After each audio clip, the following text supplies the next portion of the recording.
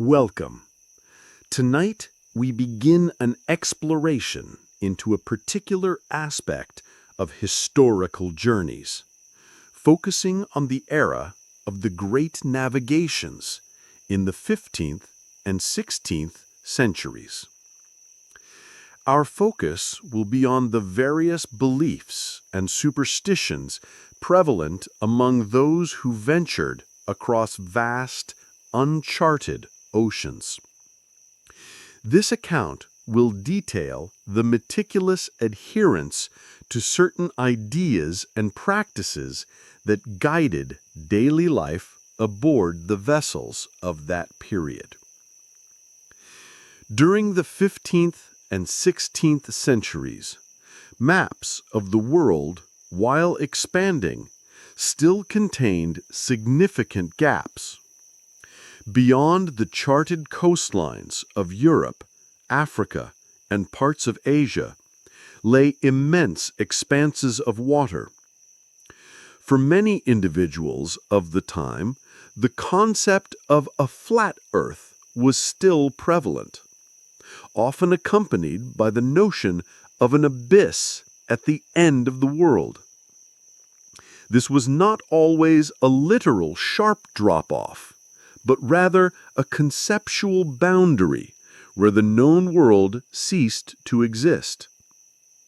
Narratives often described strong currents that would pull ships irrevocably over the edge of a vast, flat plain, or into an endless void where celestial bodies might collide with the water's surface. The consistency of this belief shaped the early stages of long voyages. Sailors, when departing from familiar shores, understood that each day's sailing might bring them closer to this theoretical boundary. The horizon, a consistently receding line, became a visual representation of this expanding unknown. The sun and moon, appearing to set directly into the water, reinforced the visual notion of a flat surface. Mathematical calculations for spherical Earth were known among scholars, but practical, everyday understanding among many mariners still entertained simpler, more immediate interpretations of their observable world. This belief was a static concept in their minds, influencing their perceptions of distance and risk. This concept of a geographical limit was often intertwined with meteorological phenomena. Areas known for consistent, strong winds or persistent fogs at the edges of mapped regions were sometimes associated with this perceived abyss. These conditions were interpreted as natural barriers or warnings, designed to prevent ships from venturing too far out into the unknown. The sound of continuous strong winds or the persistent chill of fog contributed to the atmospheric reinforcement of this boundary. Navigators, while calculating positions, also operated within a framework where the unknown held static, potentially perilous properties. The consistent observation of specific weather patterns in distant waters reinforced fixed ideas about these outer limits. The vastness of the ocean, largely unexplored by direct observation, allowed for the flourishing of narratives concerning sea monsters. These were not merely fanciful tales, but often detailed descriptions of colossal creatures believed to inhabit the deep waters beyond familiar fishing grounds. These beliefs were consistently passed down through generations of sailors, and sometimes depicted on early maps, populating the blank spaces with imagined leviathans. Common among these were descriptions of gigantic serpents, often portrayed as winding through the water with immense length, capable of coiling around ships or rising from the depths to capsize them. Accounts consistently detailed their scales, their serpentine movements, and their immense size, sometimes described as being several times the length of a ship itself. The consistent appearance of large unknown marine animals, like whales or giant squid, though less understood then, could be easily interpreted as evidence for these monstrous forms. The sudden appearance of a large fin or a powerful tail disturbance on a calm sea could fuel these narratives. Another prevalent creature was the kraken, a colossal cephalopod or crab-like creature primarily associated with the North Atlantic. Narratives consistently depicted it as a massive, immobile island when resting on the surface, only to reveal its true nature as it submerged, creating immense whirlpools that would drag ships down. The slow, predictable movement of ocean currents or the formation of large, persistent eddies might have contributed to these interpretations. The sudden disappearance of a small vessel or a large fishing net could be consistently attributed to the kraken's unseen activity. The sea dragon was another consistently depicted entity, often with reptilian features, wings, or multiple heads. These creatures were believed to embody the dangers of uncharted waters and unpredictable storms. Their consistent portrayal on maps near unknown coastlines served as both a warning and a means to explain the perils encountered by early explorers. The consistent crashing of large waves or the sudden appearance of rough seas could be interpreted as the dragon's wrath or movement. Descriptions also included giant fish or whales with immense mouths, capable of swallowing entire ships or their crews. These accounts often detailed their size, their feeding habits, and the methods by which they would attack vessels. The consistent observation of large marine life from afar with limited means of precise identification allowed these narratives to persist and be consistently incorporated into maritime lore.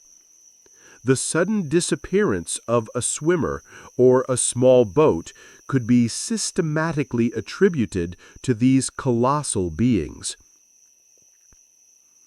The consistency of these sea monster beliefs across different cultures and voyages indicates their strong hold on the maritime imagination. They provided a systematic explanation for the unknown perils of the open ocean, offering a framework for understanding and discussing the vast, unseen world beneath the waves. The narratives were structured to explain the unexplainable through known, albeit fantastic forms.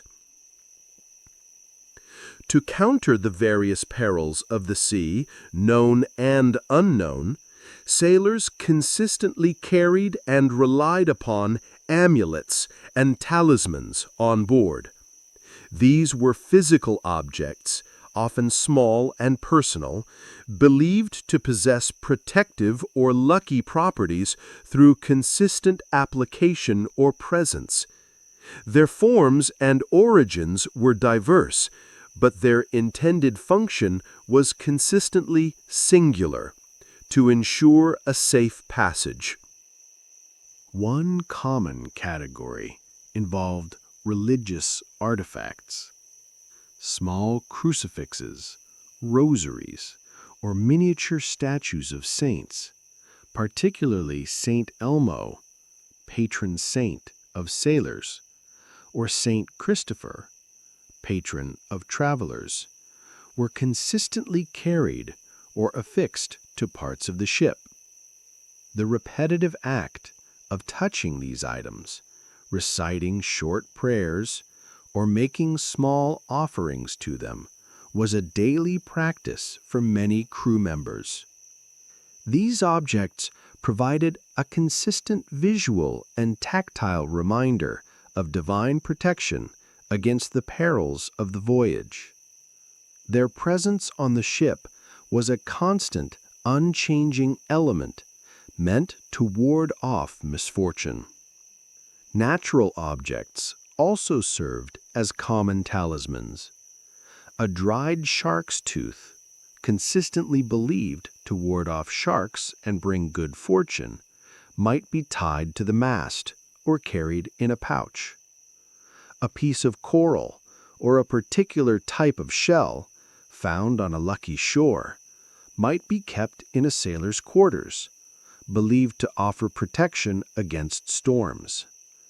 The consistent, unchanging texture of these natural items provided a tangible link to perceived protective qualities. The rhythmic feel of these objects in a sailor's hand could offer a small, consistent comfort. Objects from land were sometimes carried as a consistent reminder of home and a subtle plea for a safe return. A small piece of earth from a sailor's village or a dried flower from a loved one might be carefully wrapped and kept in a uniform spot among their belongings. The consistent presence of these items was believed to act as a silent anchor, drawing the ship back to safe harbors. The careful handling of these items was a repetitive act of hope. Superstitious objects specific to maritime lore were also common. For instance, a horseshoe was often nailed to the mast for good luck, with its open end pointing upwards to catch fortune.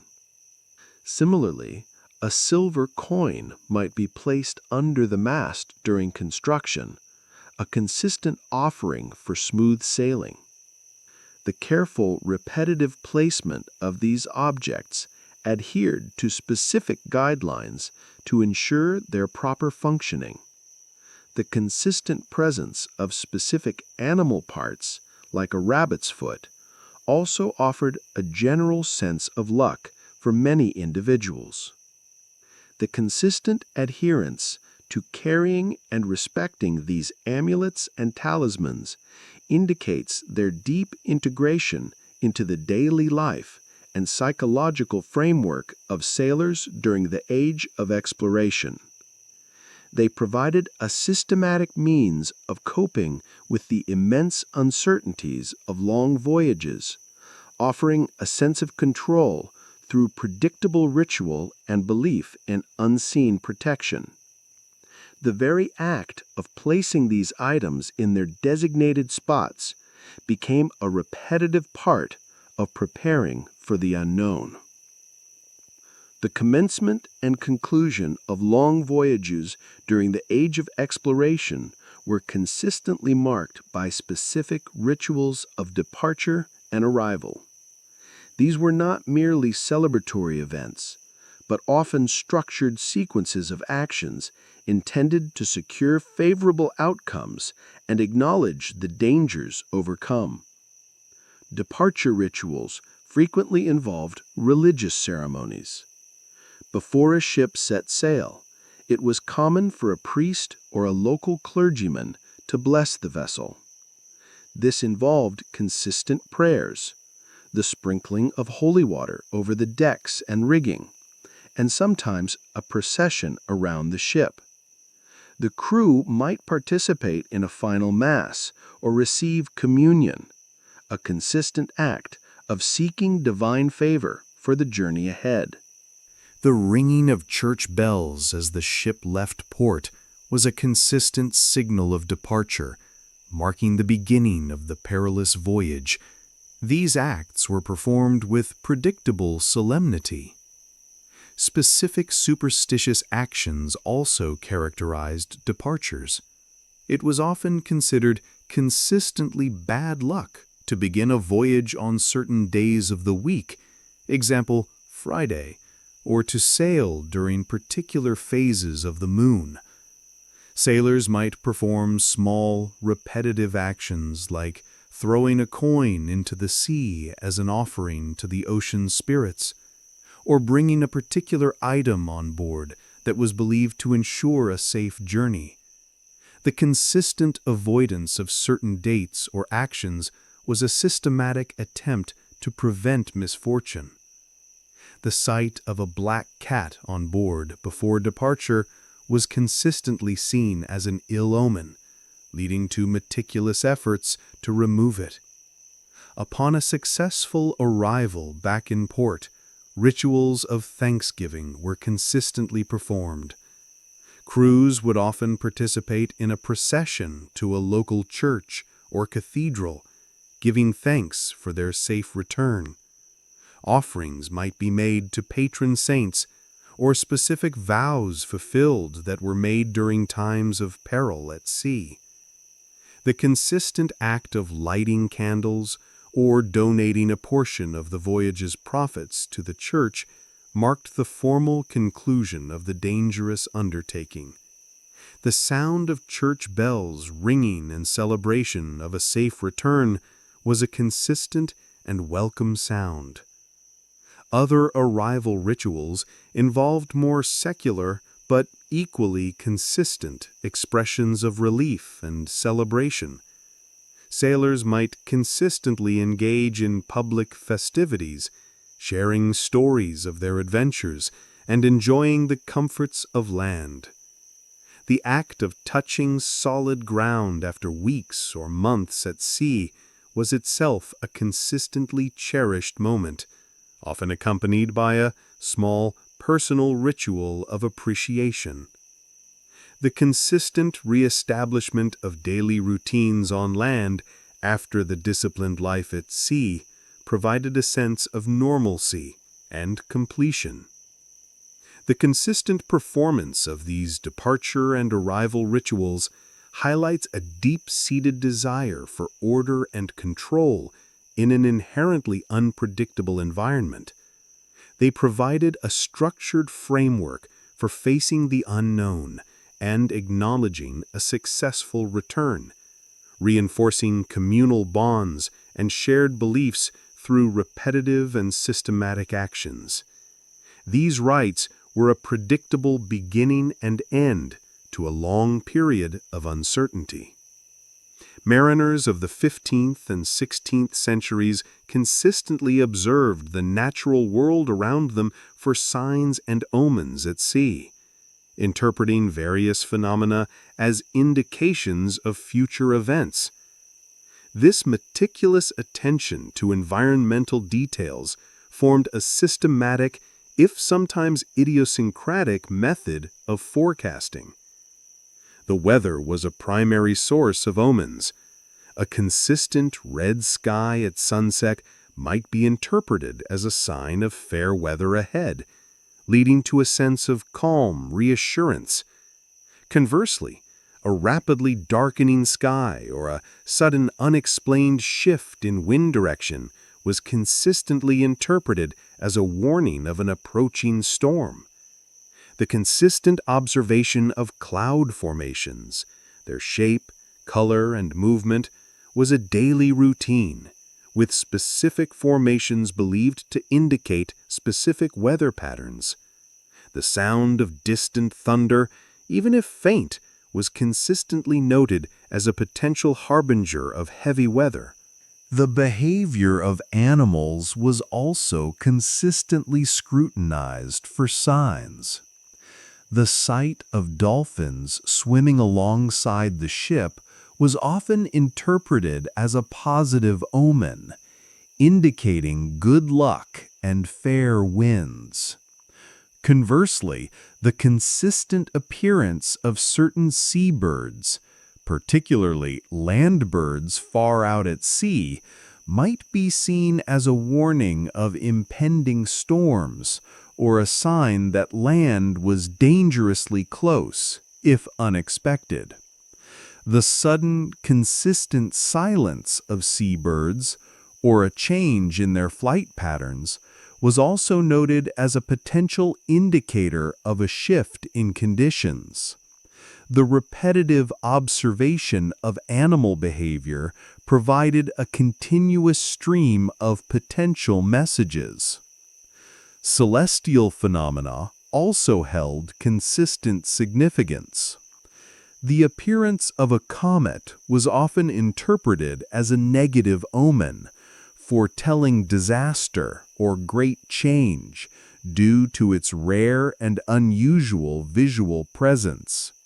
The consistent presence of the moon and its phases was tied to beliefs about tides and human behavior. A full moon might be associated with heightened emotions or more turbulent seas, influencing decisions on sailing or fishing. The consistent visibility of specific stars or constellations, even if primarily for navigation, was sometimes accompanied by beliefs about their specific influences on luck or fate. Other, more unusual events were consistently noted. The phenomenon of St. Elmo's fire, an atmospheric electrical discharge appearing as a glowing light around mast tops or rigging during storms, was consistently interpreted as a supernatural sign. While some saw it as a good omen, a sign of St. Elmo's protection, others viewed it with apprehension. Its consistent appearance during electrical storms made it a recurring subject of interpretation. The consistent creaking sounds of the ship's timbers, beyond their normal range, might also be interpreted as a warning, signaling internal stresses or impending structural issues. The consistent reliance on these signs and omens reflects a human need to find order and meaning in an environment characterized by immense, powerful, and often unpredictable forces. By observing and interpreting these details, mariners created a systematic framework for understanding their world, providing a sense of predictable anticipation in the face of the unknown. The repetitive act of observation and interpretation provided a continuous feedback loop for decision-making. The vastness of the ocean, largely unexplored by direct observation, allowed for the flourishing of narratives concerning maritime beings. These were often detailed descriptions of colossal creatures or unusual phenomena believed to inhabit the deep waters beyond familiar fishing grounds. These beliefs were consistently passed down through generations of sailors and sometimes depicted on early maps, populating the blank spaces with imagined entities. Common among these were descriptions of gigantic serpents, often portrayed as winding through the water with immense length, capable of coiling around ships or rising from the depths to capsize them. Accounts consistently detailed their scales, their serpentine movements, and their immense size, sometimes described as being several times the length of a ship itself. The consistent appearance of large, unknown marine animals, such as whales or large schools of fish observed from a distance, could be easily interpreted as evidence for these monstrous forms. The sudden appearance of a large fin or a powerful tail disturbance on a calm sea could consistently fuel these narratives. Another prevalent creature was the kraken, a colossal cephalopod or crab-like creature, primarily associated with the North Atlantic.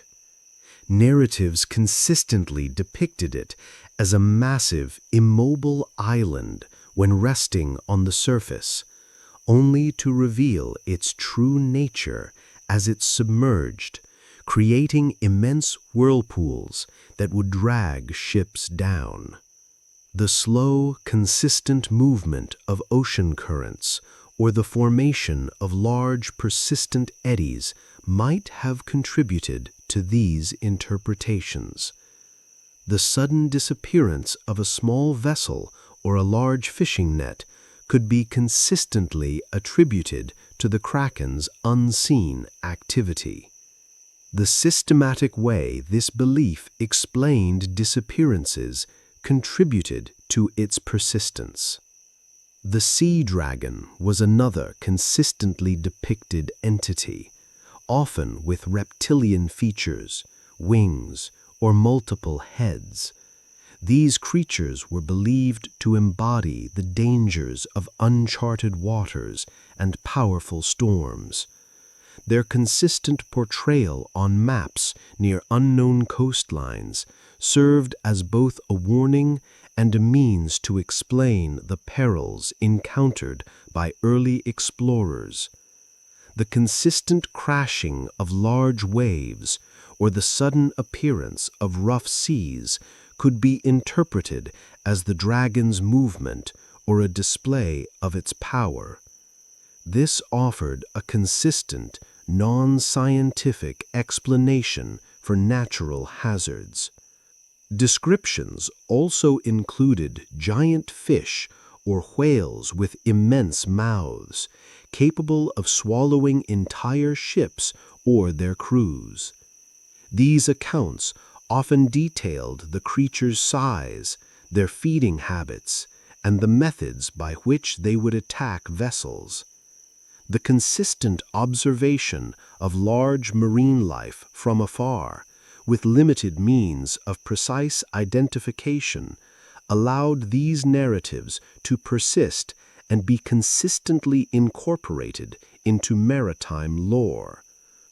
The consistent disappearance of a swimmer or a small boat with no other apparent cause could be systematically attributed to these colossal beings. The consistent nature of these maritime being beliefs across different cultures and voyages indicates their strong hold on the maritime imagination. They provided a systematic explanation for the unknown perils of the open ocean, offering a framework for understanding and discussing the vast unseen world beneath the waves. The narratives were structured to explain the unexplainable through known, albeit fantastic, forms, which offered a consistent mental model for the dangers encountered. The composition and activities of the crew and any passengers on board during long voyages were subject to a consistent set of beliefs and superstitions, impacting daily routines and interactions.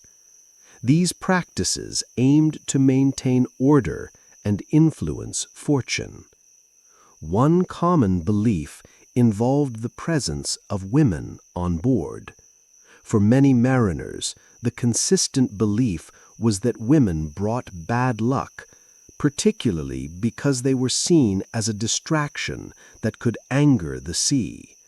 While not always strictly enforced, this belief often led to reluctance in having women on voyages.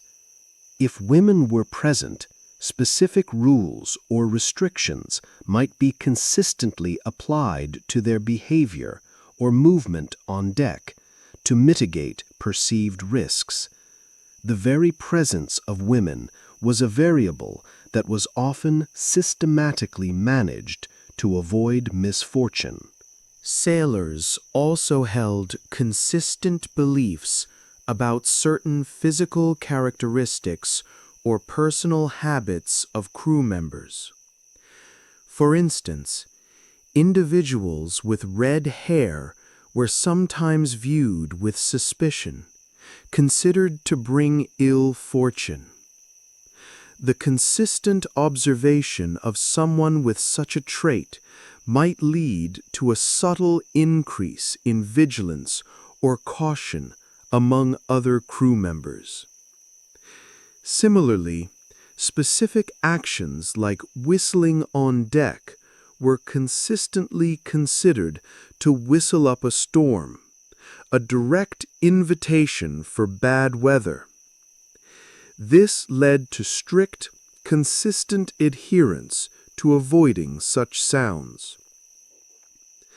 The consistent presence of cats on ships was generally viewed positively. Cats were valued for their ability to control rats and mice, which could damage cargo and ropes.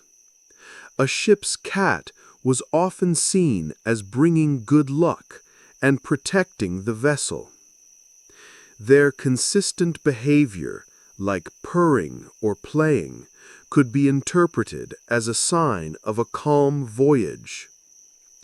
The consistent disappearance of a ship's cat, however, was often viewed as a serious omen of impending disaster, leading to concern among the crew. Animals that were not cats were often viewed with more skepticism. The consistent appearance of a rabbit on board, for instance, was considered highly unlucky. The word rabbit itself was often forbidden on ships, with sailors using euphemisms to refer to the animal, reflecting a consistent linguistic avoidance. The systematic removal of any such animal, if found on board, was a consistent practice to avert perceived misfortune. This highlights the careful, rule-bound nature of onboard behavior.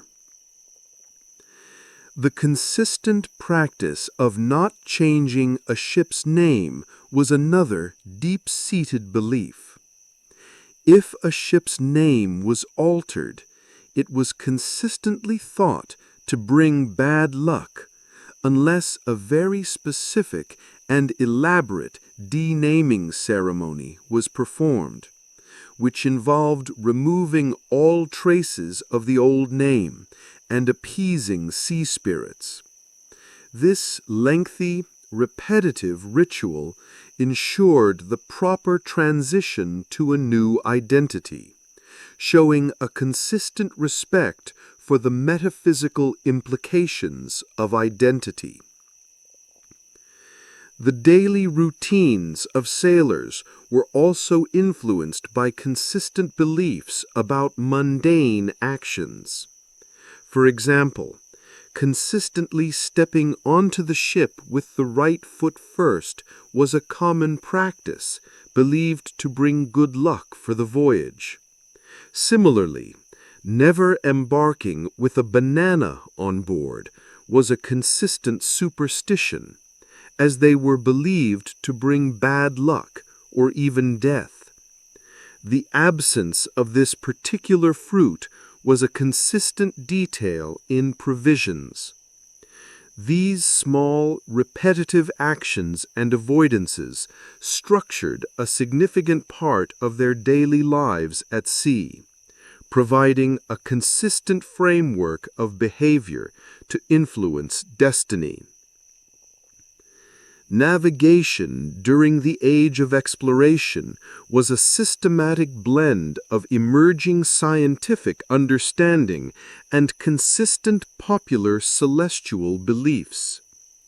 Mariners consistently observed the stars, sun, and moon, not just for their precise positions, but also for their perceived influences on the voyage and the human condition. The celestial sphere, with its consistent rotation and unchanging star patterns, provided the primary framework for navigation. The observation of the North Star, Polaris, was a consistently reliable method for determining latitude in the Northern Hemisphere. Sailors would regularly use a quadrant, or later an astrolabe, to measure the star's height above the horizon. The methodical process of aligning the instrument, taking a reading, and consulting tables was a repetitive ritual of celestial positioning. The consistent visibility of Polaris provided an unwavering navigational reference. The sun's consistent movement across the sky was crucial for determining local apparent noon, which, combined with the ship's latitude, allowed for calculating longitude once precise timekeeping became possible. The repetitive act of taking a sun sight at midday was a daily navigational routine. The sun's position also consistently dictated the rhythms of the day aboard ship, from watch changes to meal times, structuring the very passage of time.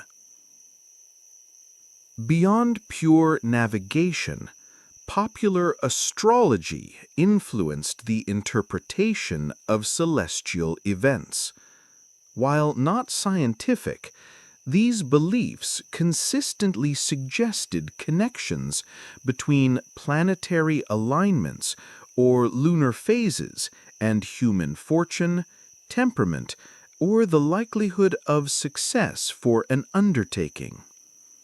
A voyage begun under a particular planetary configuration might be deemed more or less auspicious, influencing decisions about departure times.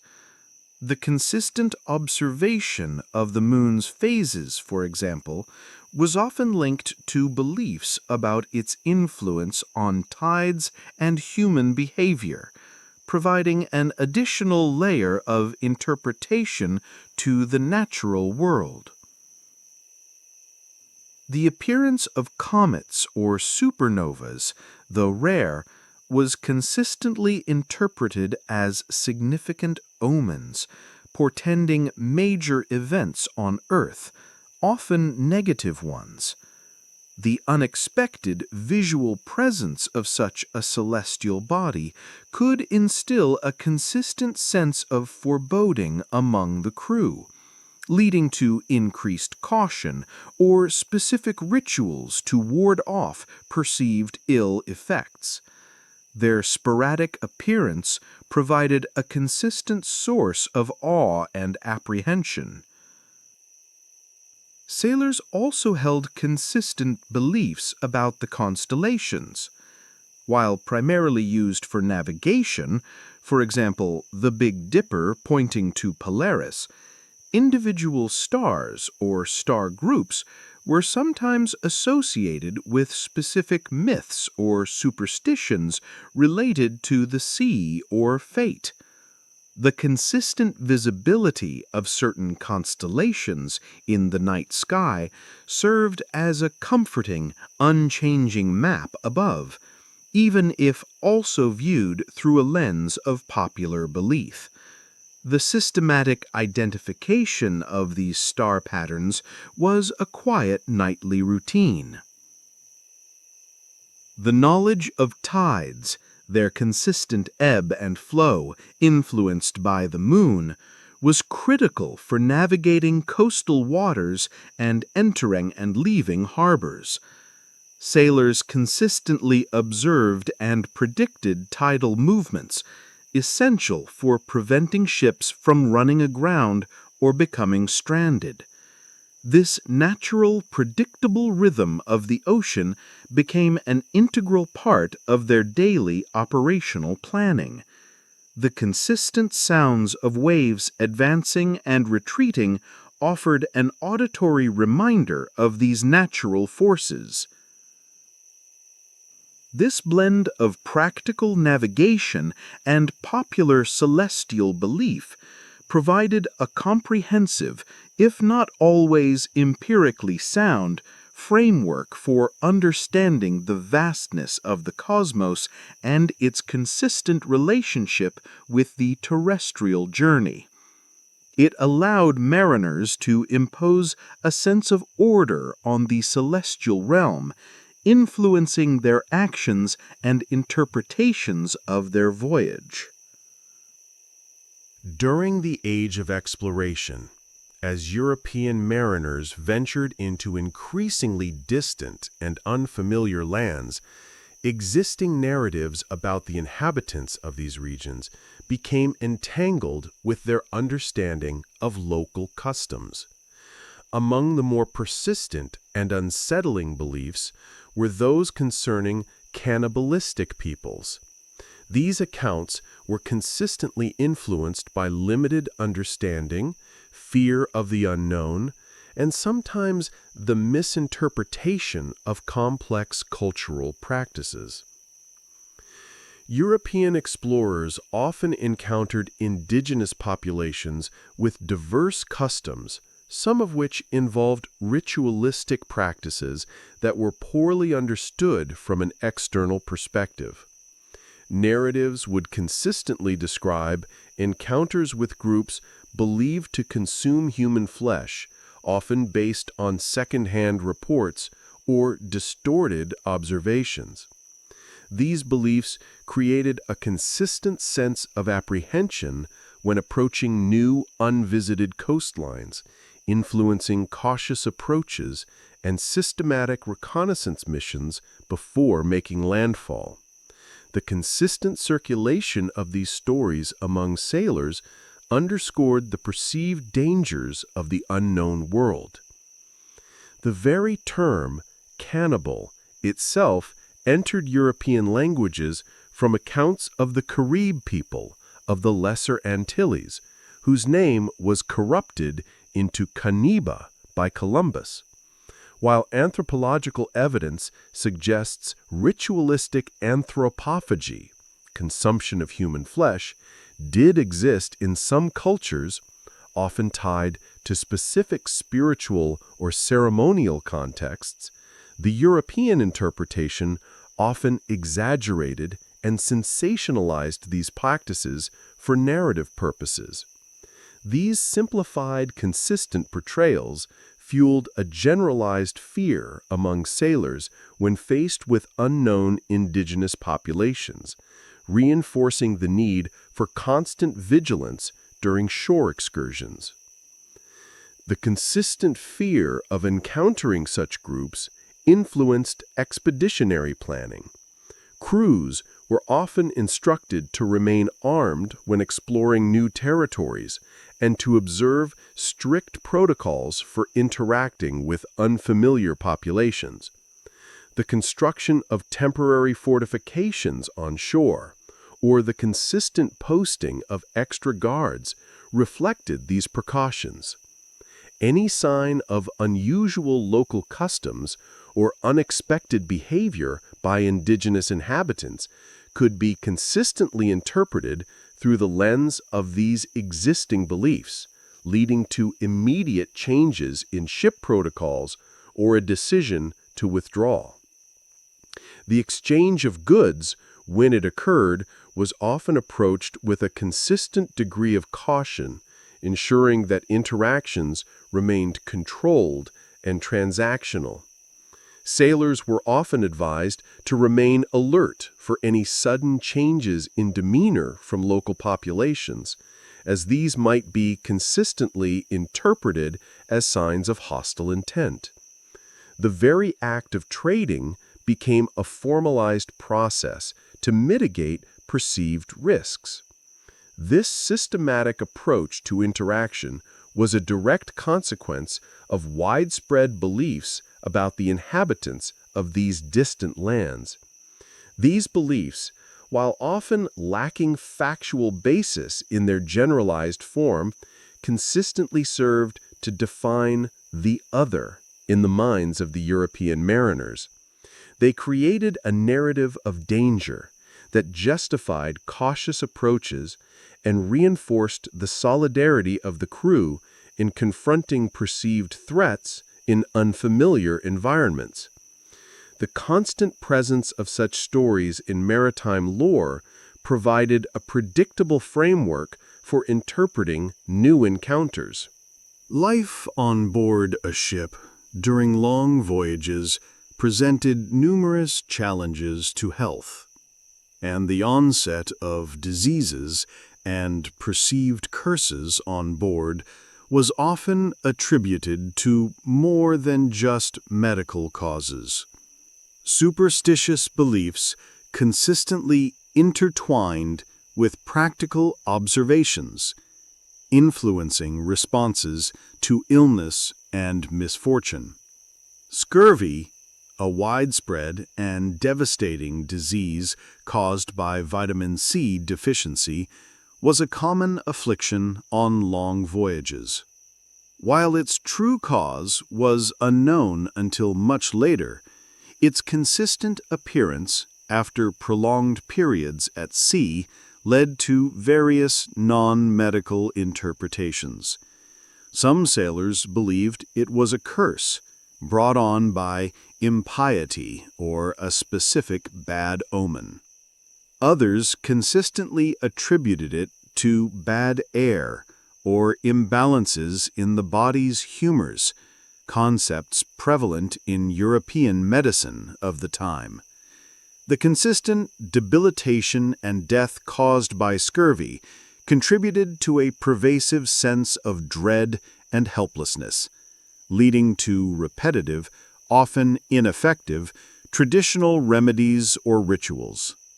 Other illnesses, such as fevers and dysentery, whose causes were equally mysterious, were also consistently linked to unseen forces or curses. A sudden outbreak of sickness might be attributed to an angry sea spirit, a broken taboo, or even a malevolent look from a specific crew member. The consistent occurrence of these ailments, particularly in confined and unsanitary conditions, fueled a variety of superstitious explanations that provided a framework for understanding suffering where scientific knowledge was absent. The desperate attempts to find a non-physical cause were a consistent human response to widespread illness. To ward off such curses, various preventative rituals were consistently performed.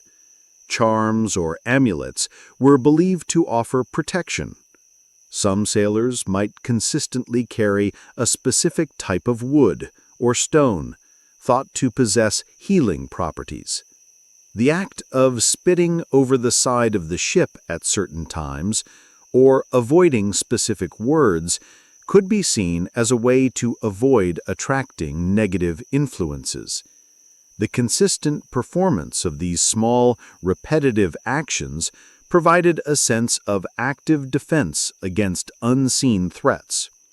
When illness did strike, traditional remedies were often combined with superstitious practices.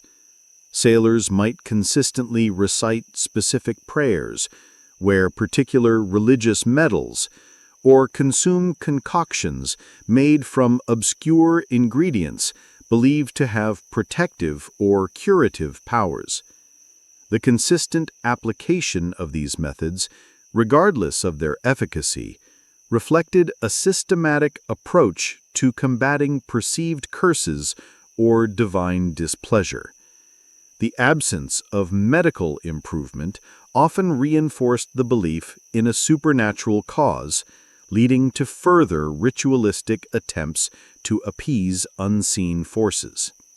The death of a sailor on board, particularly if sudden or mysterious, was consistently viewed through a lens of superstition. It might be attributed to the sea claiming its own, or to a curse on the ship or crew.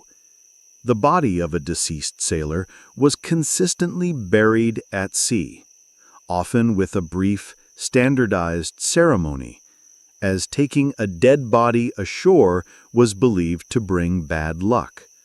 The consistent gravity of these burials reinforced the dangers of the voyage and the perceived power of the ocean.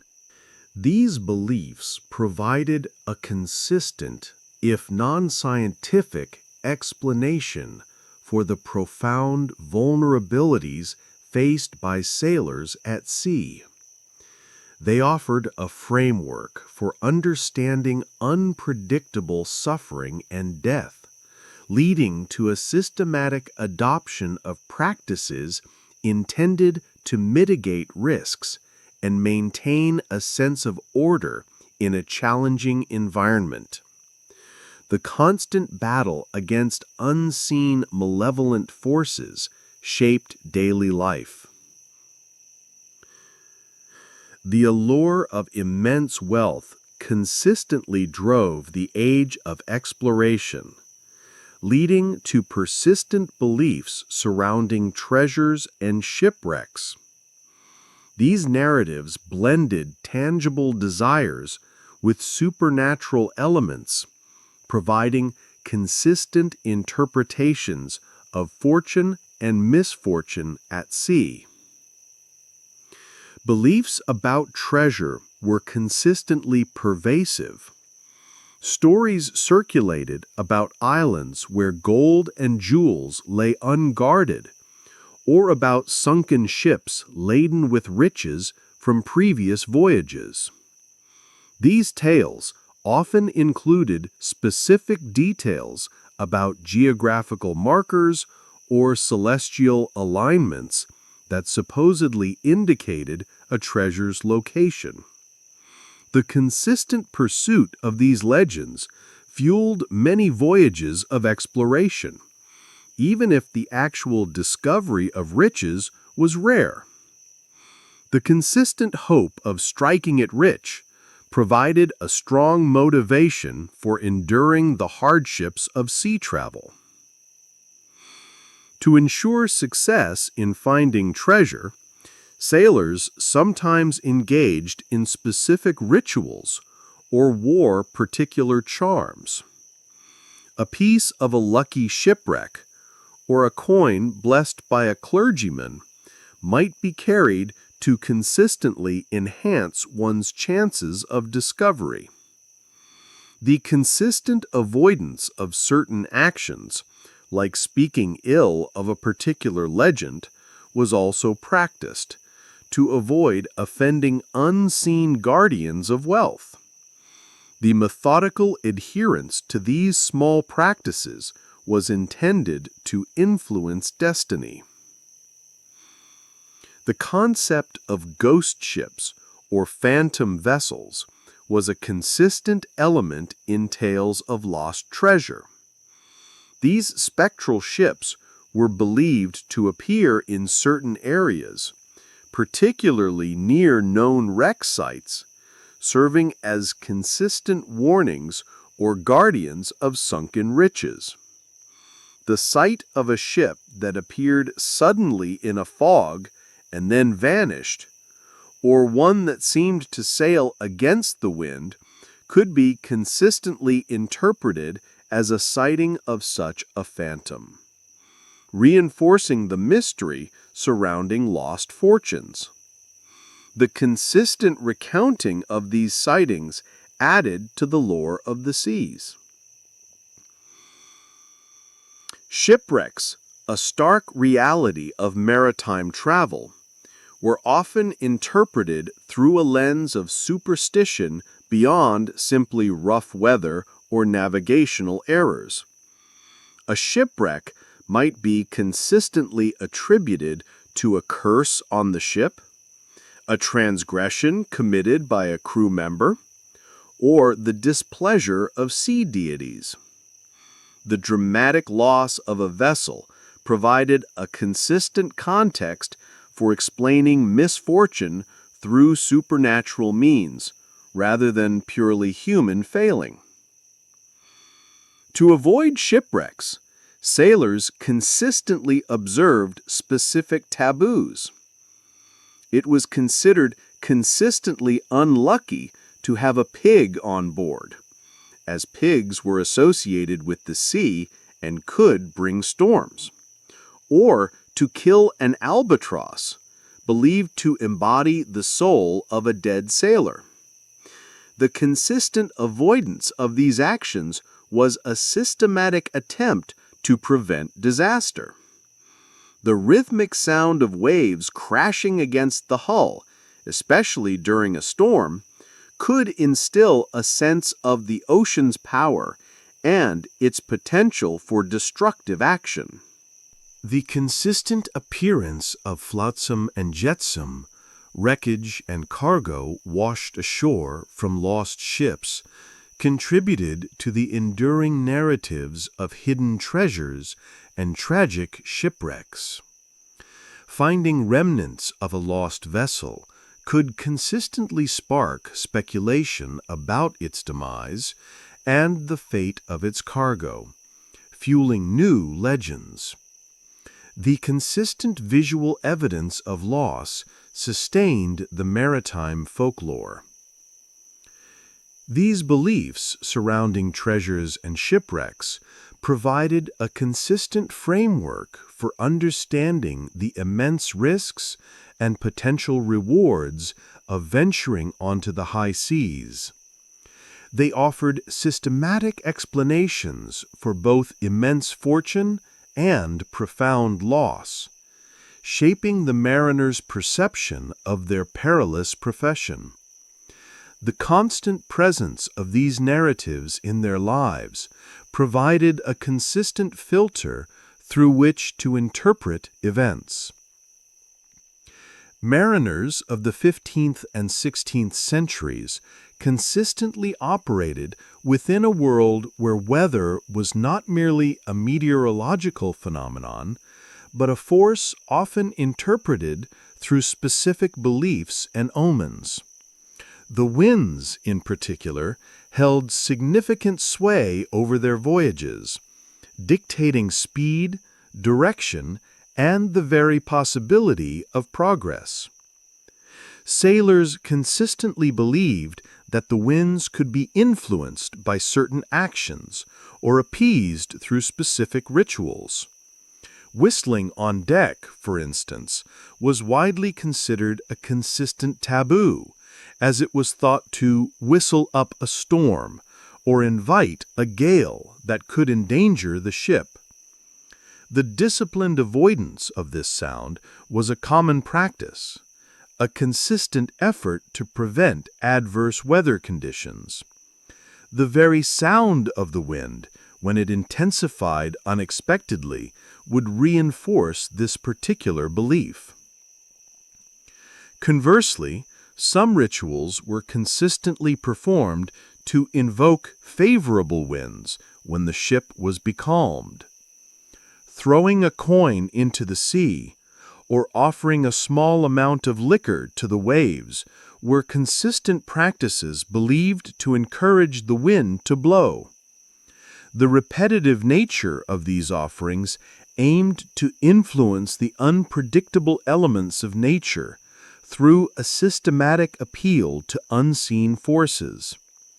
The consistent waiting for a breeze, often for days, instilled patience and a deep reliance on these subtle appeals.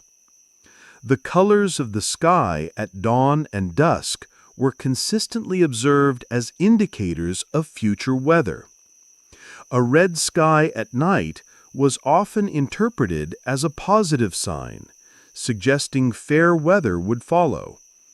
This consistent observation often brought a small sense of reassurance to the crew. Conversely, a red sky in the morning was consistently seen as a warning of impending bad weather or a storm, leading to preparations and increased vigilance. The unchanging patterns of sunrise and sunset provided a consistent visual forecast which sailors learned to interpret. The presence and type of clouds were also systematically observed. Low-hanging, dark clouds consistently signaled potential rain or squalls. High wispy clouds might indicate a change in atmospheric pressure.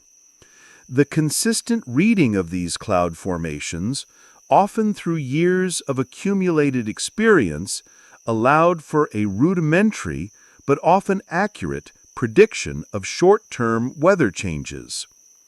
The steady movement of cloud patterns across the sky offered continuous visual cues. The behavior of the sea itself was consistently scrutinized.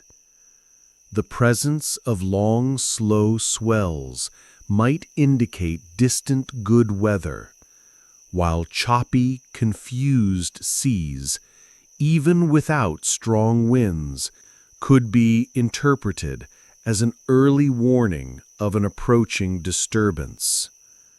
The consistent feel of the ship's motion and the sight of wave patterns provided continuous feedback on the ocean's mood. The very sound of waves crashing against the hull, changing in intensity, was a consistent auditory indicator. The consistent attention to these weather beliefs highlights the pervasive uncertainty that characterized sea voyages during this era. Mariners systematically sought patterns and meanings in environmental phenomena, attempting to impose a sense of order and predictability on forces that largely remained beyond their direct control.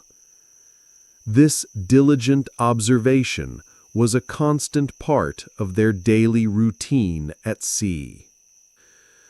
Life below decks on a ship during long voyages was consistently governed by strict routines concerning food, drink, and health customs.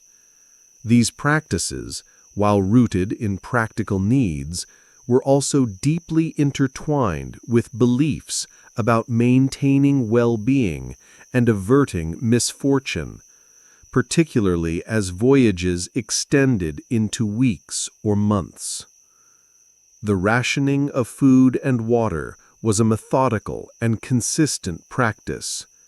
Fresh provisions would quickly spoil, leading to a consistent diet of salted meat, like salt beef or pork, hardtack, a durable dry biscuit, and dried legumes.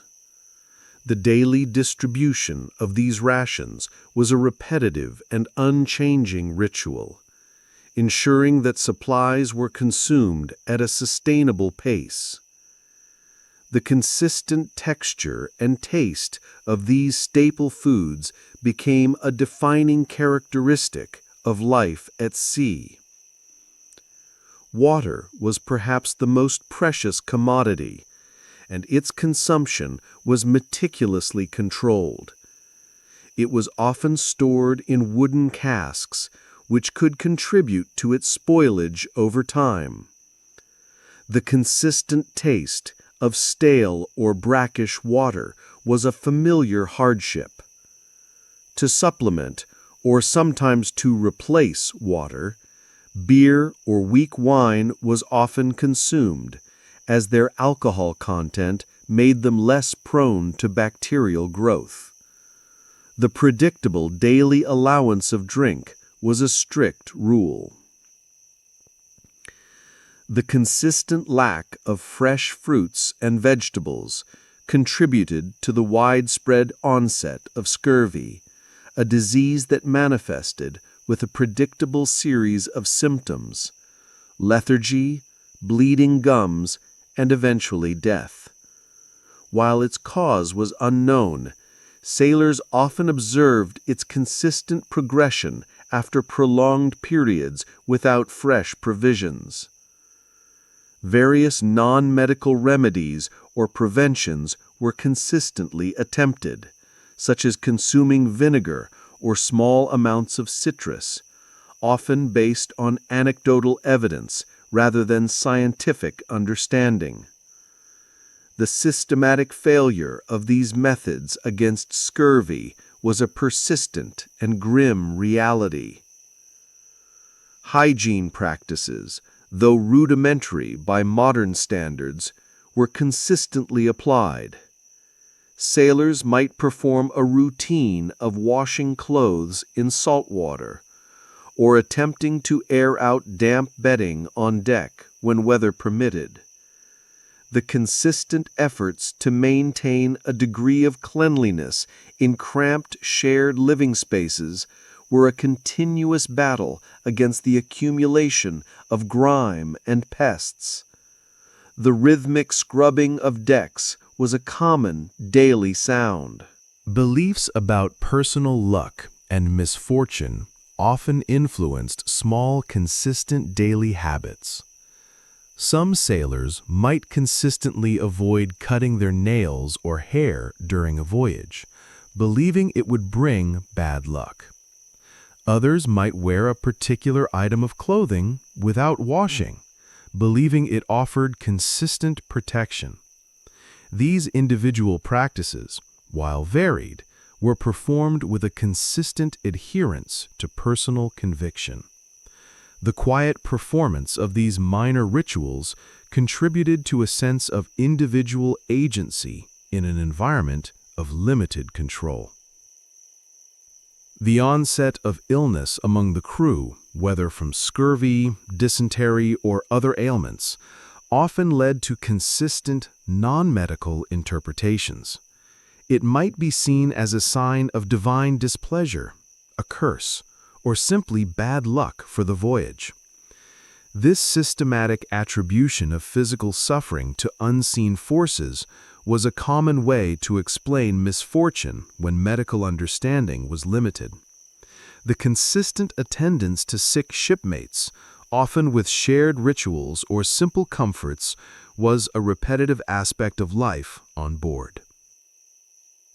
The age of exploration was consistently driven by the promise of immense wealth, leading to pervasive beliefs surrounding treasures and shipwrecks. These narratives blended tangible desires with supernatural elements, providing consistent interpretations of fortune and misfortune at sea. Beliefs about treasure were consistently widespread. Stories circulated about islands where gold and jewels lay unguarded, or about sunken ships laden with riches from previous voyages. These tales often included specific details about geographical markers or celestial alignments that supposedly indicated a treasure's location. The consistent pursuit of these legends fueled many voyages of exploration. Even if the actual discovery of riches was rare, the consistent hope of striking it rich provided a strong motivation for enduring the hardships of sea travel.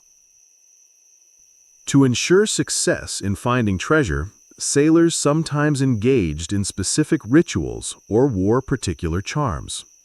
A piece of a lucky shipwreck or a coin blessed by a clergyman might be consistently carried to enhance one's chances of discovery.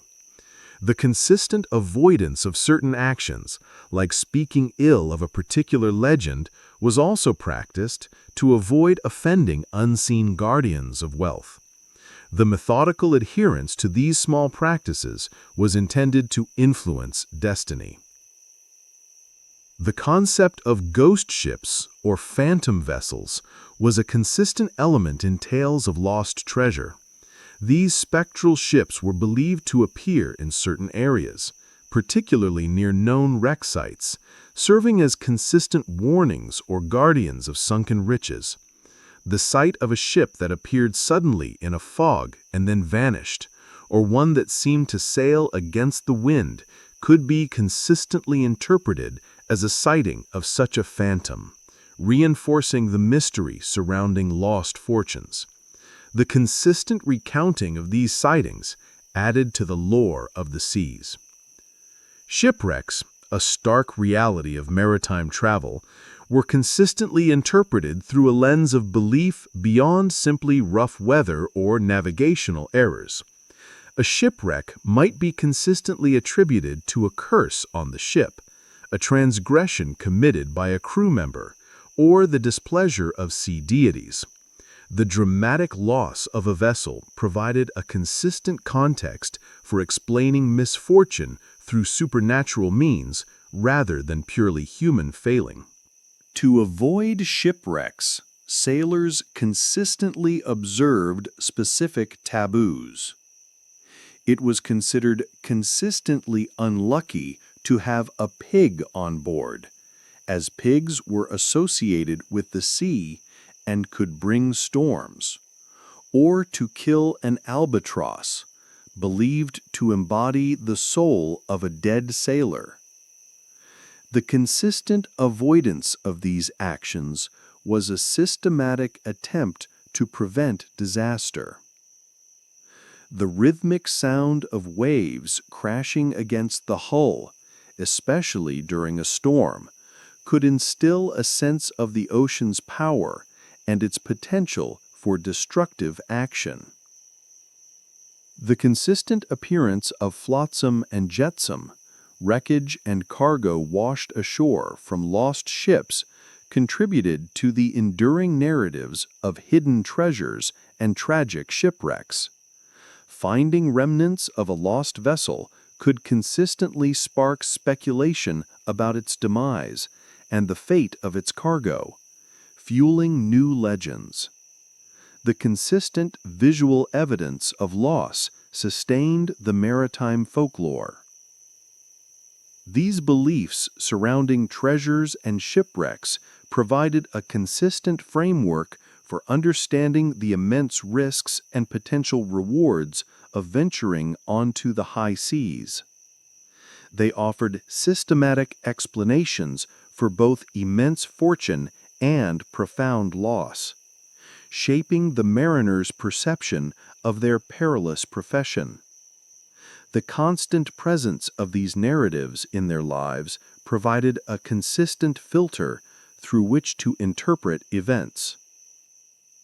Mariners of the 15th and 16th centuries consistently operated within a world where weather was not merely a meteorological phenomenon, but a force often interpreted through specific beliefs and omens. The winds, in particular, held significant sway over their voyages, dictating speed, direction, and the very possibility of progress.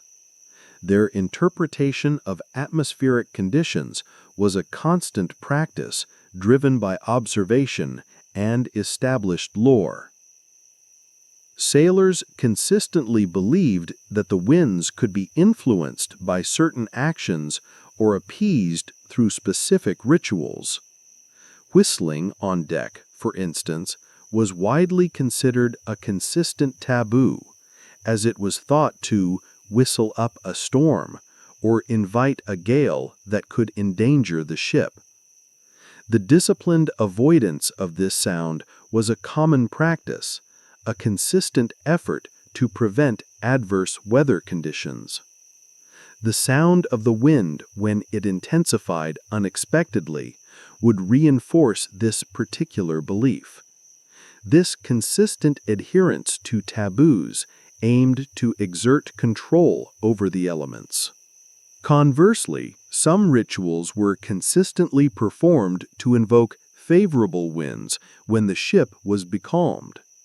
Throwing a coin into the sea or offering a small amount of liquor to the waves were consistent practices believed to encourage the wind to blow.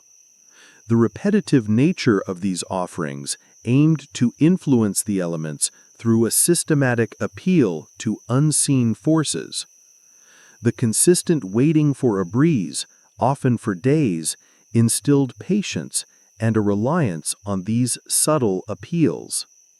The rhythmic bobbing of the ship during a calm indicated the consistent need for wind.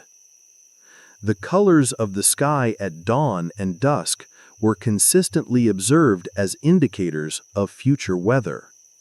A red sky at night was often interpreted as a positive sign, suggesting fair weather would follow.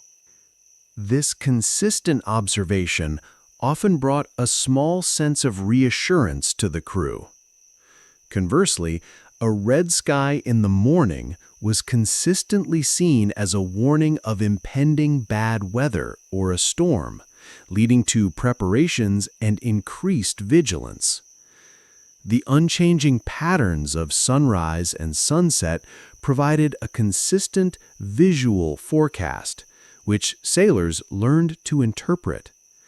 The subtle shift of colors across the horizon offered continuous data for these interpretations. The presence and type of clouds were also systematically observed. Low-hanging, dark clouds consistently signaled potential rain or squalls. High, wispy clouds might indicate a change in atmospheric pressure. The consistent reading of these cloud formations, their shape, color, and movement was a daily routine, often through years of accumulated experience, allowing for a rudimentary but often accurate prediction of short-term weather changes. The steady movement of cloud patterns across the sky offered continuous visual cues for consistent interpretation. The behavior of the sea itself was consistently scrutinized.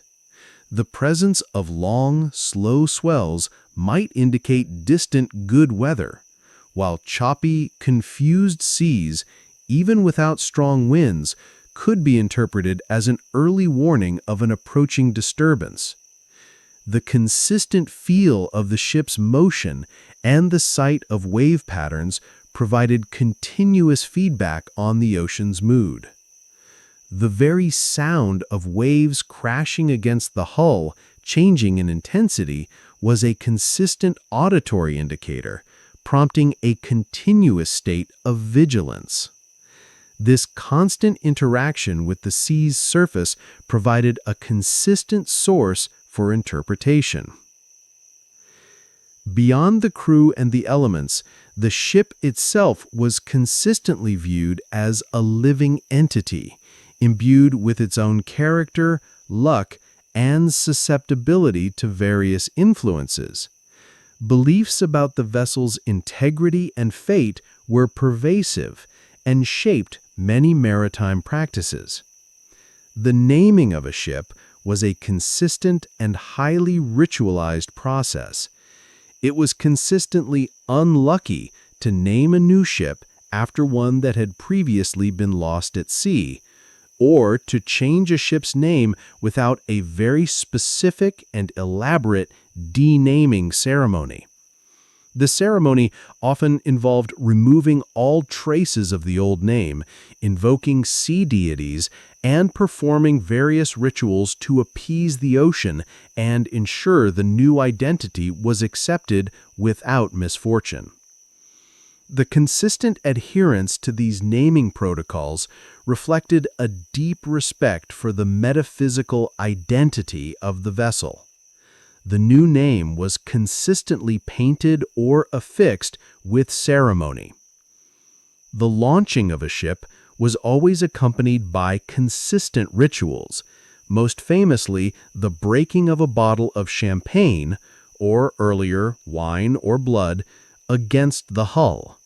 This act was a consistent offering to the sea, intended to ensure the ship's safe passage and to prevent it from being thirsty for blood, a belief that an unbaptized ship would claim lives. The cheers of onlookers and the consistent splash of the liquid against the hull marked the vessel's formal entry into its life on the water. The vessel's very first contact with the water was meticulously ritualized. Certain parts of the ship were consistently believed to possess their own unique influences. The mast, being the tallest point and often associated with the ship's spirit, was a common place for protective talismans. Nailing a horseshoe to the mast, with its ends pointing upwards to catch good luck, was a consistent practice. Similarly, a silver coin or a valuable item might be consistently placed under the mast during construction, a silent offering to ensure prosperity and safe voyages. These consistent small additions contributed to the ship's perceived luck. The presence of specific animals on board the ship was consistently viewed as either beneficial or detrimental. Cats, as previously mentioned, were generally considered consistently lucky, acting as rat catchers and bringing good fortune. Their consistent presence was a positive sign. However, other animals, like rabbits, were consistently believed to bring extreme bad luck, and their presence was meticulously avoided, or, if found, resulted in their immediate and systematic removal from the vessel. The very mention of certain animals' names was consistently forbidden on deck, leading to careful linguistic circumventions. The maiden voyage of a ship, its very first journey, was consistently viewed with a specific mixture of anticipation and apprehension. It was believed to be a critical indicator of the ship's future luck. Any consistent misfortune on a maiden voyage, like a persistent storm or an unexpected delay, could cast a shadow over the ship's reputation and lead to increased caution on subsequent trips.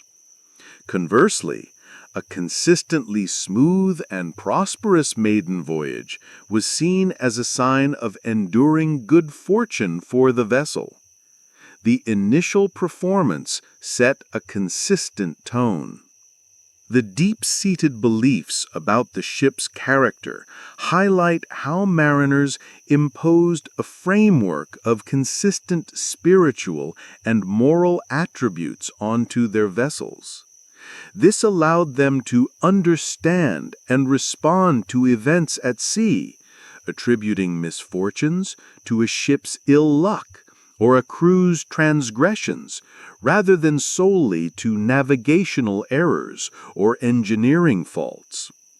The consistent rituals surrounding the ship reinforced a sense of order and provided a systematic approach to influencing its fate. Beyond the known perils of storms and perceived sea monsters, mariners consistently shared narratives of more ethereal dangers, ghost ships and merfolk. These tales, passed down through generations, populated the vast, empty ocean with spectral entities and siren-like beings, providing consistent explanations for unexplained disappearances or unusual sightings. Ghost ships, or phantom vessels, were a consistently recurring theme in maritime lore. These were typically described as derelict ships, sometimes appearing with full sails or lights, but with no crew visible. Their appearance was consistently interpreted as an omen of disaster, particularly if seen sailing directly towards a ship, or if they vanished suddenly. The most famous among these, the Flying Dutchman, was consistently believed to be cursed to sail the oceans forever, unable to make port. Its sighting was consistently considered a harbinger of doom for any ship that crossed its path. The consistent recurrence of such tales provided a systematic framework for understanding unexplained maritime phenomena. The consistent sighting of derelict vessels, often abandoned due to storms or disease, could easily fuel these narratives.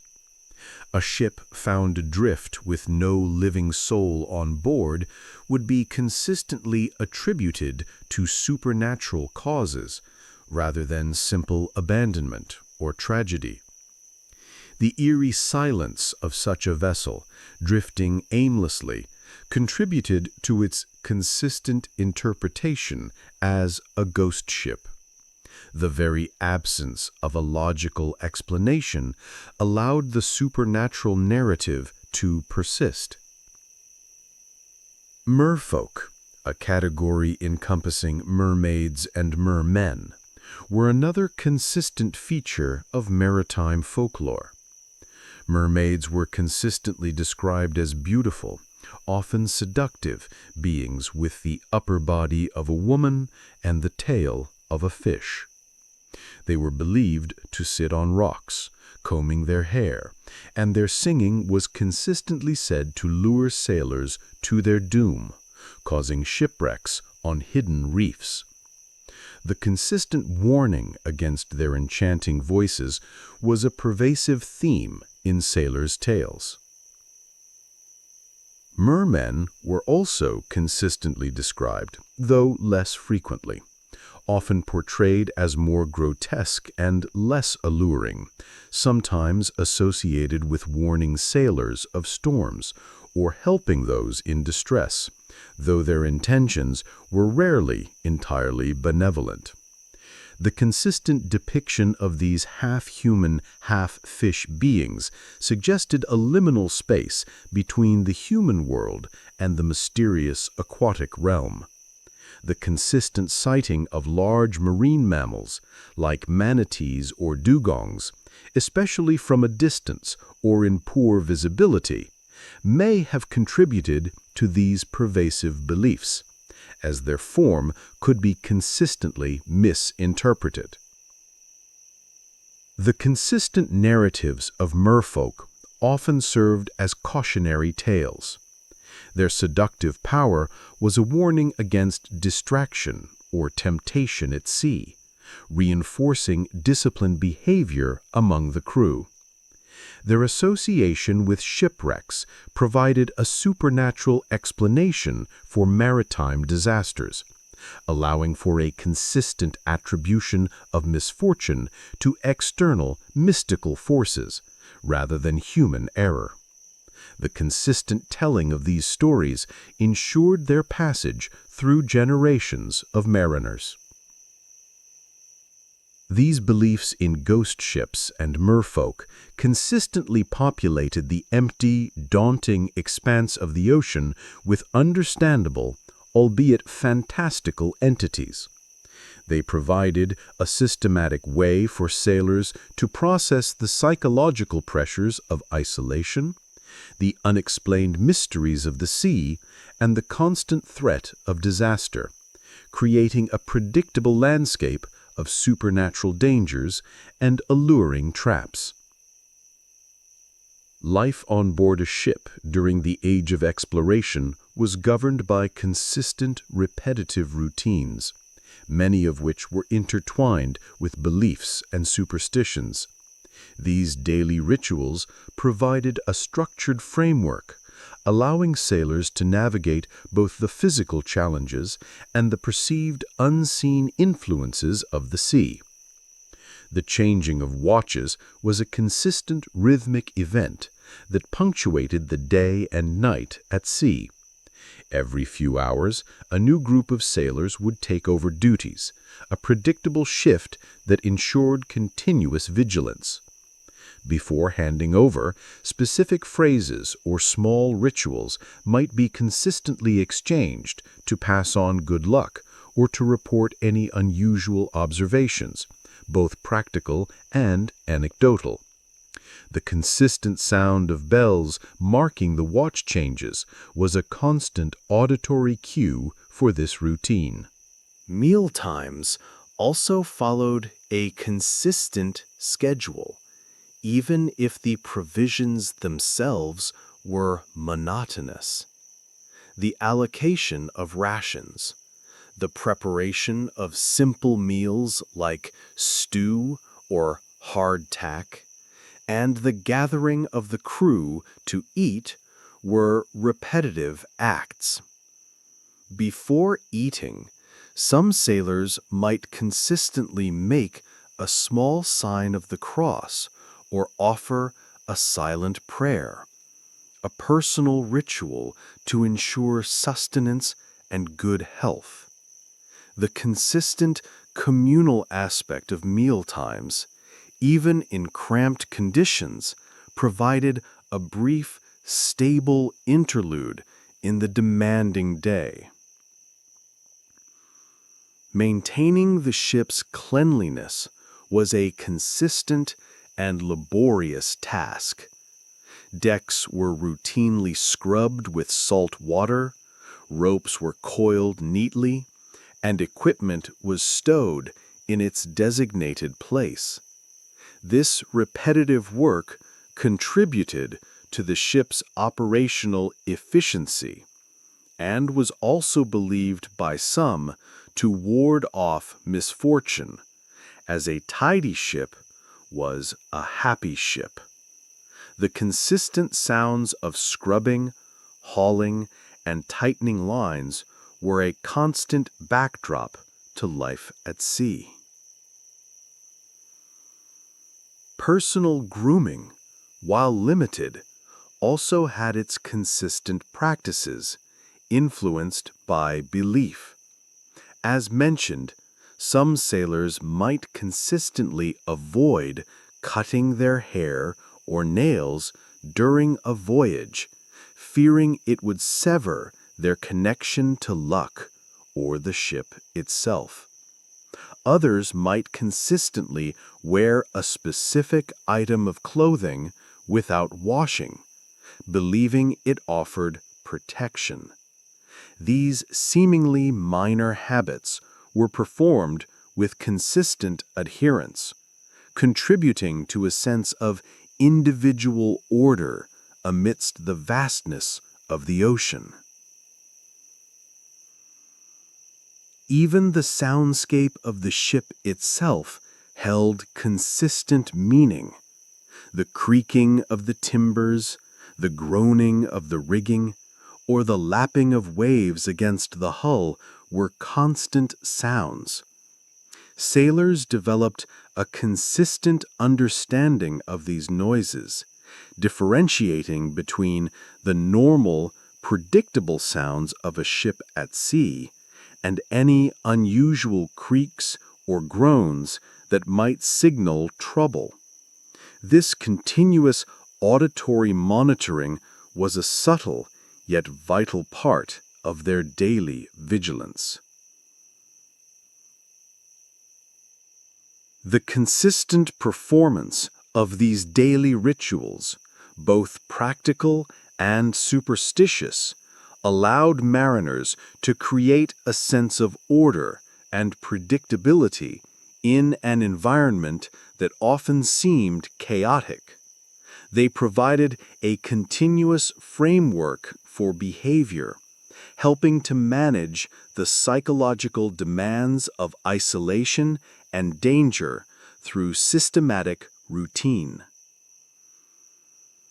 The superstitions and beliefs of the age of exploration, though rooted in specific historical contexts, have left a consistent and enduring legacy in maritime lore, language, and popular culture. Many of these concepts continue to persist, albeit often in a diluted or symbolic form, reminding us of a time when the boundary between the known and the unknown was far less distinct.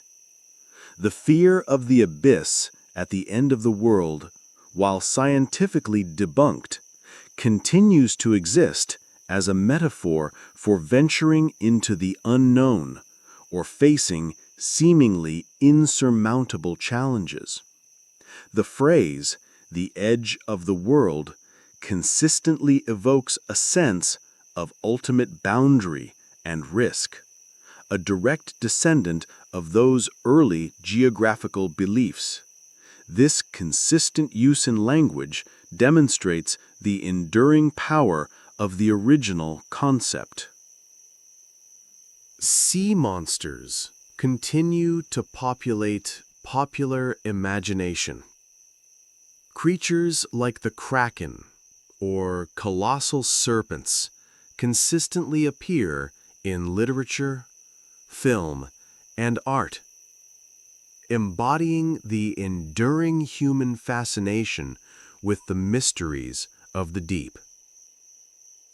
While no longer believed to be literal threats to navigation, their consistent presence in storytelling reflects a primal acknowledgement of the ocean's vastness and its hidden wonders. The consistent retellings of these tales ensure their passage through generations. The custom of blessing a ship or breaking a bottle of champagne during a launch remains a consistent and widespread ritual today, even in contexts where its original superstitious meaning has faded. This persistent practice reflects a continued desire for good fortune and a safe journey, connecting modern maritime endeavors to ancient beliefs through a shared, repetitive action. The consistent cheering at a launch event echoes past traditions. Many phrases and idioms in English and other languages derive directly from nautical superstitions, demonstrating their consistent infiltration into everyday speech. For example, loose cannon refers to something unstable and dangerous, stemming from the literal danger of a cannon breaking loose on a ship. 3 sheets to the wind, meaning intoxicated, relates to the consistent way a ship behaves with sails flapping wildly. The consistent use of such phrases shows the enduring influence of maritime life. The superstition around Friday as an unlucky day, particularly for starting a voyage, continues to be consistently acknowledged by some, even in secular contexts. This small, consistent avoidance reflects a deep-seated historical belief that has simply persisted through time, an unchanging caution applied to a specific day. The consistent portrayal of sailors in media often includes elements of their traditional beliefs: a character with a lucky charm, a reference to an omen, or a mention of a ghost ship. This consistent representation reinforces these aspects of maritime culture in the public consciousness, ensuring their continued presence in collective memory. The very character of the old salt often includes a consistent adherence to these traditional ways.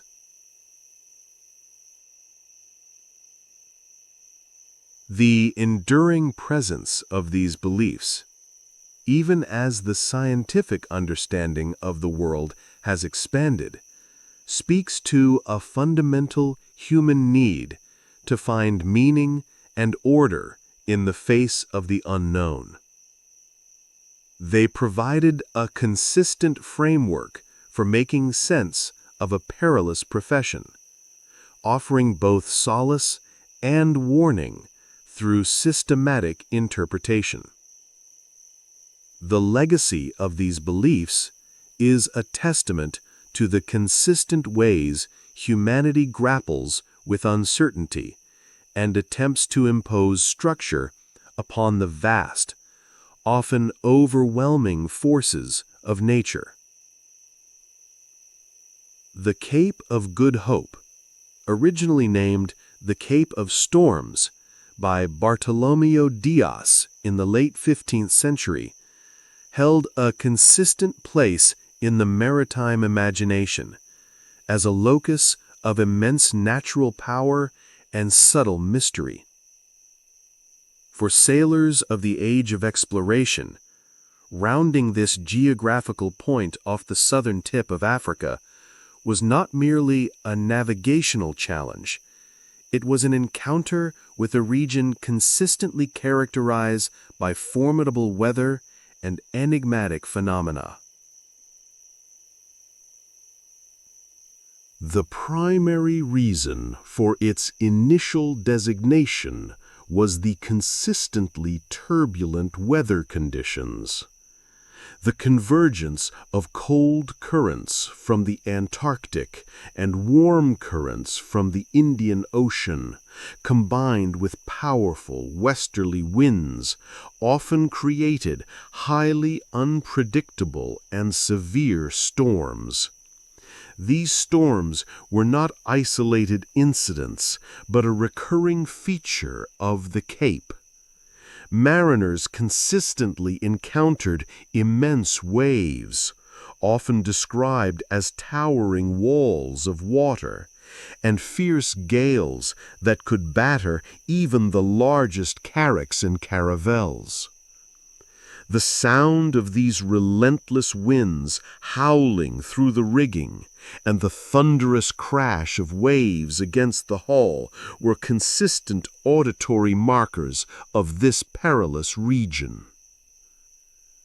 The consistent fog that often enveloped the Cape added another layer of navigational difficulty and subtle mystery.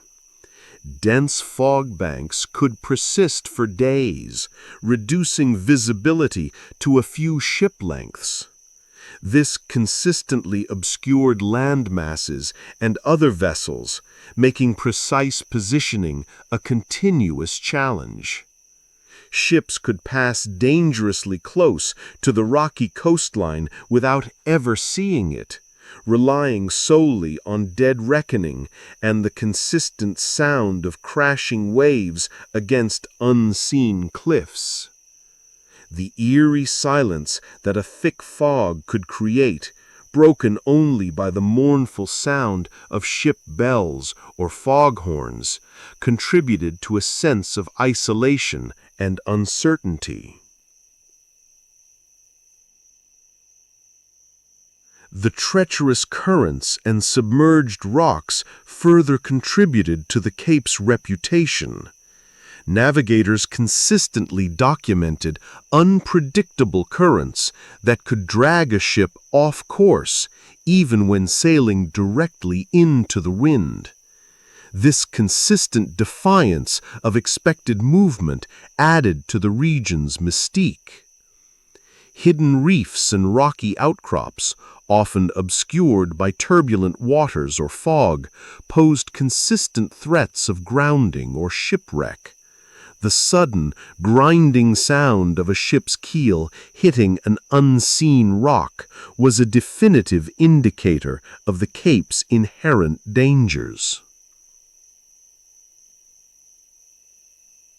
For many mariners, the sheer, consistent intensity of the weather at the Cape led to interpretations that transcended purely natural phenomena. It was often believed that the region was guarded by unseen forces or elemental spirits that sought to prevent passage. The consistent, overwhelming power of the storms was sometimes attributed to the wrath of these entities, making the successful rounding of the Cape not just a feat of navigation, but a triumph over malevolent, non-physical resistance. The repetitive struggle against these conditions reinforced these beliefs. The consistent sight of previous shipwrecks along the coastline further cemented the Cape of Storms' formidable reputation.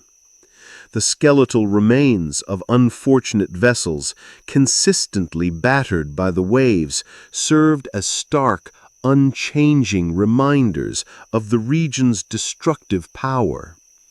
These consistent visual warnings reinforced the need for extreme caution and meticulous preparation when approaching this notorious promontory.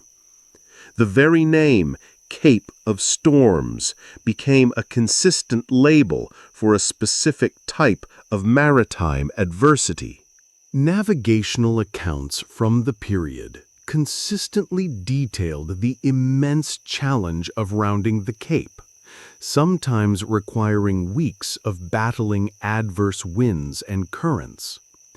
The methodical zigzagging against the wind, tacking, to gain headway was a repetitive and physically demanding maneuver, consistently performed by the crew. The passage was consistently regarded as a test of endurance, both for the ship and its human occupants. Its consistent reputation for difficulty made its successful navigation a significant achievement for any captain. The vastness and perils of the ocean during the age of exploration occasionally gave rise to perplexing phenomena. Ships that were lost and then seemingly reappeared years later.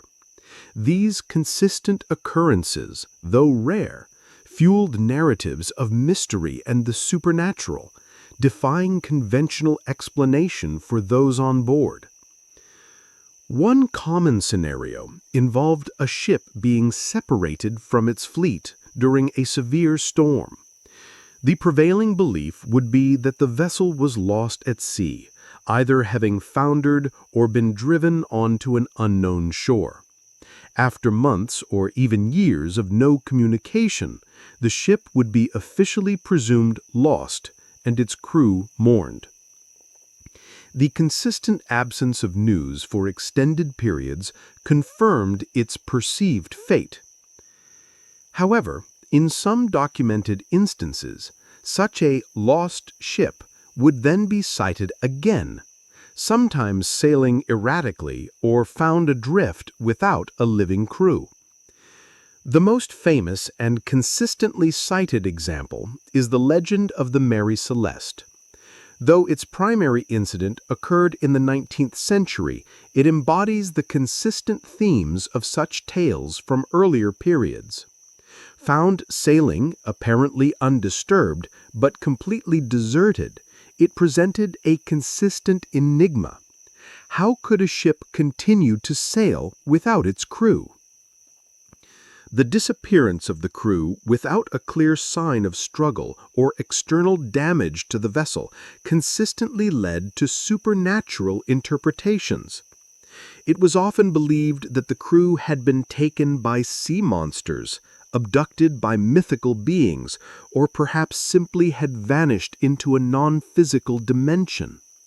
The consistent lack of a logical physical explanation encouraged systematic speculation about ghostly intervention or curses. The eerie silence of a deserted ship, drifting aimlessly, contributed to a powerful sense of mystery. Sometimes the reappearance involved a ship being sighted in an unexpected location, far from its last known course, or years after it was presumed lost.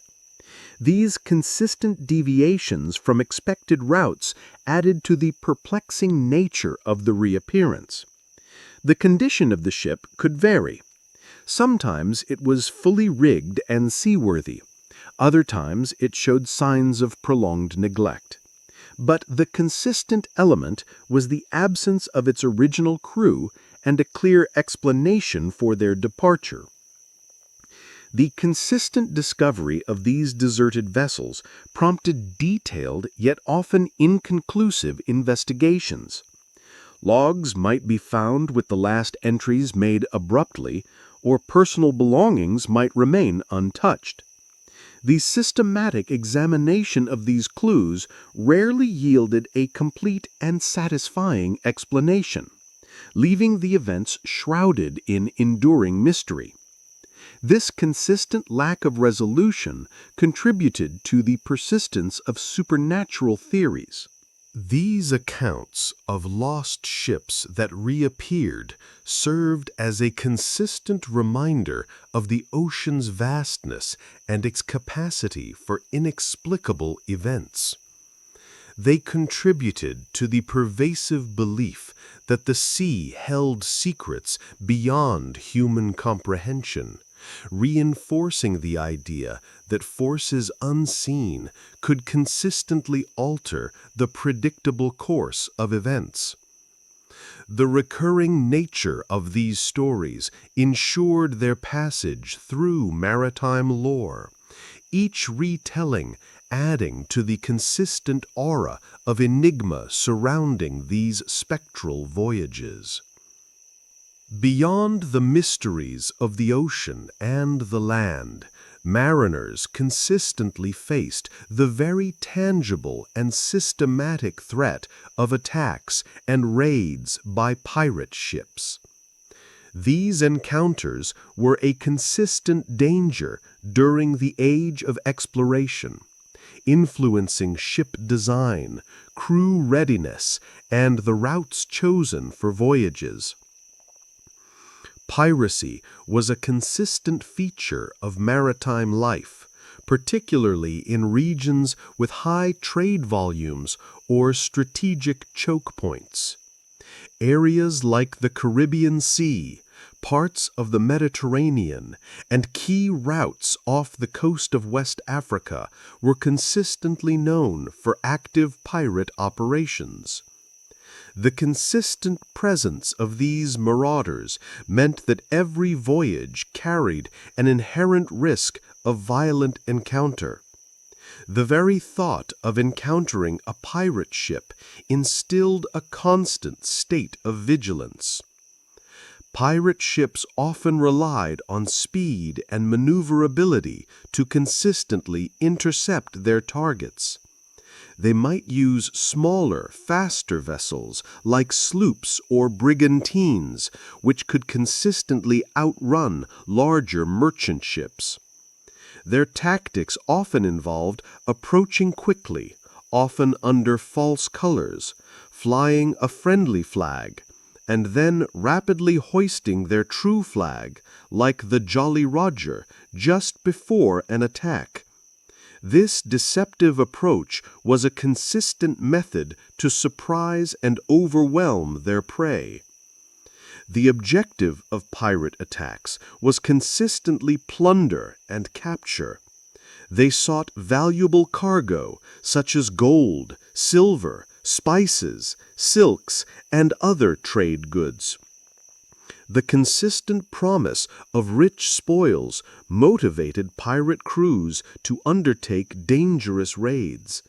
They would systematically board merchant ships, subdue the crew, and ransack the vessel for anything of value.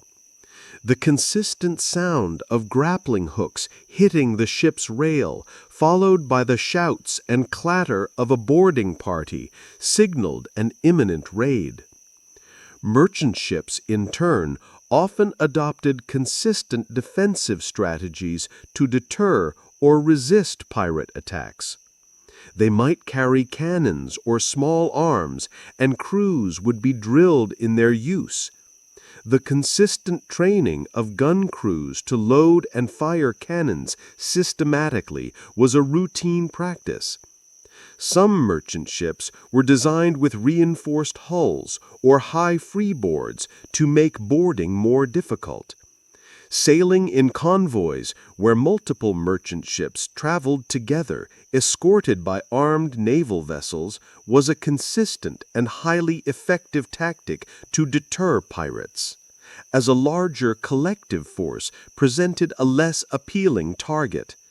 The predictable formation of a convoy provided a sense of security. When a pirate attack occurred, the response from the merchant crew was often a desperate but systematically organized defense. Sailors would consistently try to repel boarders with pikes, swords, and muskets. If resistance was futile, the decision to surrender was made, often with the expectation that compliance would lead to less violence and a higher chance of survival. The consistent pattern of engagement, from initial pursuit to boarding and eventual outcome, became a predictable cycle for those involved in maritime trade. The consistent presence of piracy created a need for maritime laws and naval patrols by European powers. Navies would systematically hunt down pirate strongholds and execute captured pirates in an attempt to impose order on the seas. This continuous effort to suppress piracy was a consistent geopolitical task, demonstrating the enduring challenge posed by these human adversaries. The consistent sight of naval vessels on patrol provided a sense of distant security.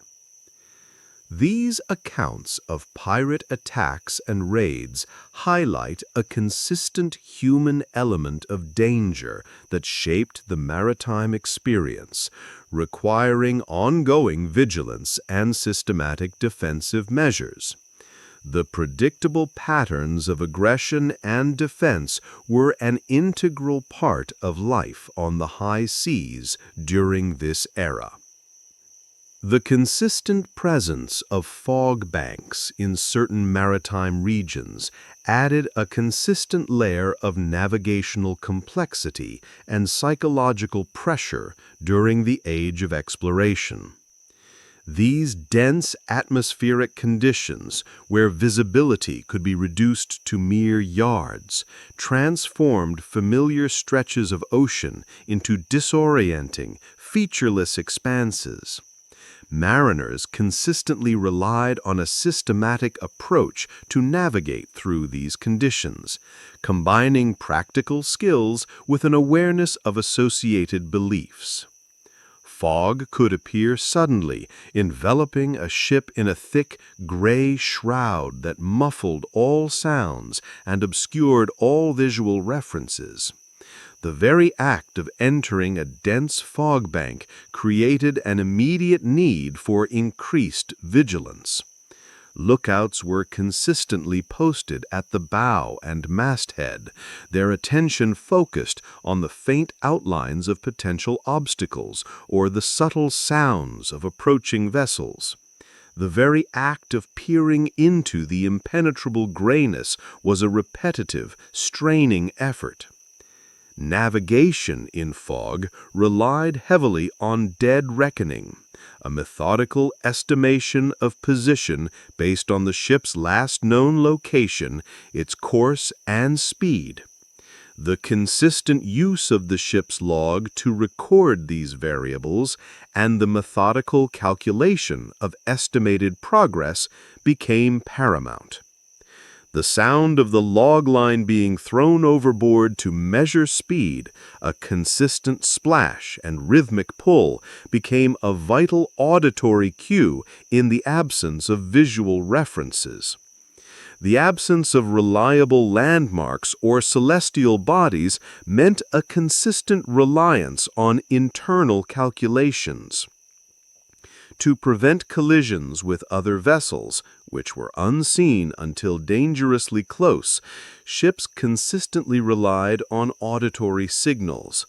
The mournful sound of a ship's bell being struck at regular intervals, or the consistent blare of a foghorn, if available, served as a warning to other ships.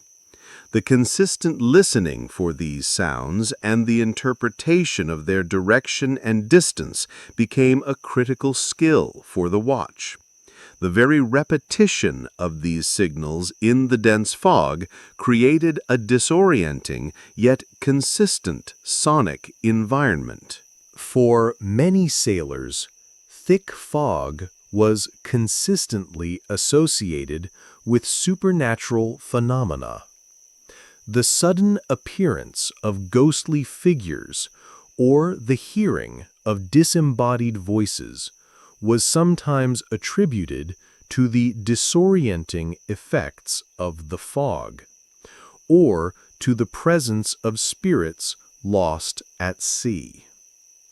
The consistent obscuring of reality allowed the mind to create its own consistent, unsettling interpretations. The way sounds distorted and echoes became uncertain in the fog further contributed to these beliefs. The consistent challenge of navigating through fog contributed to the overall sense of vulnerability that characterized long voyages. It was a condition that demanded unwavering attention and disciplined adherence to established protocols, transforming a familiar environment into one filled with consistent, unseen threats. The methodical process of navigating through fog, relying on limited sensory input, was a consistent test of a mariner's resolve. Life aboard a pirate ship, while often romanticized, was a consistent exercise in discipline, hierarchy, and adherence to specific codes, often intermingled with the very same superstitions that governed merchant vessels. The pursuit of plunder required order, even among those who defied the law. Pirate crews typically operated under a written code, often called Articles of Agreement. These articles consistently detailed the rules of conduct, the distribution of shares from plunder, and punishments for infractions. This structured approach ensured a consistent level of discipline necessary for the ship's effective operation and for coordinating attacks. The systematic reading and agreement to these articles by new crew members was a recurring ritual, establishing clear expectations. The captain held consistent authority, particularly during engagements or navigation, but their power was often balanced by a quartermaster who was elected by the crew. The quartermaster consistently represented the crew's interests, managed disputes, and oversaw the equitable distribution of captured goods. This dual leadership structure provided a consistent system of checks and balances, distinguishing pirate governance from the autocratic rule found on many naval or merchant ships. The consistent interaction between these two roles maintained order.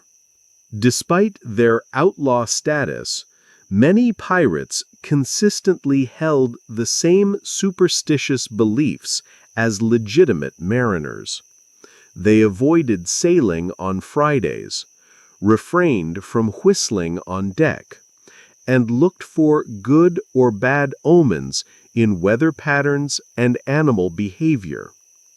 The consistent adherence to these traditional maritime superstitions provided a shared framework of belief, a common ground for understanding fortune and misfortune at sea, regardless of their profession.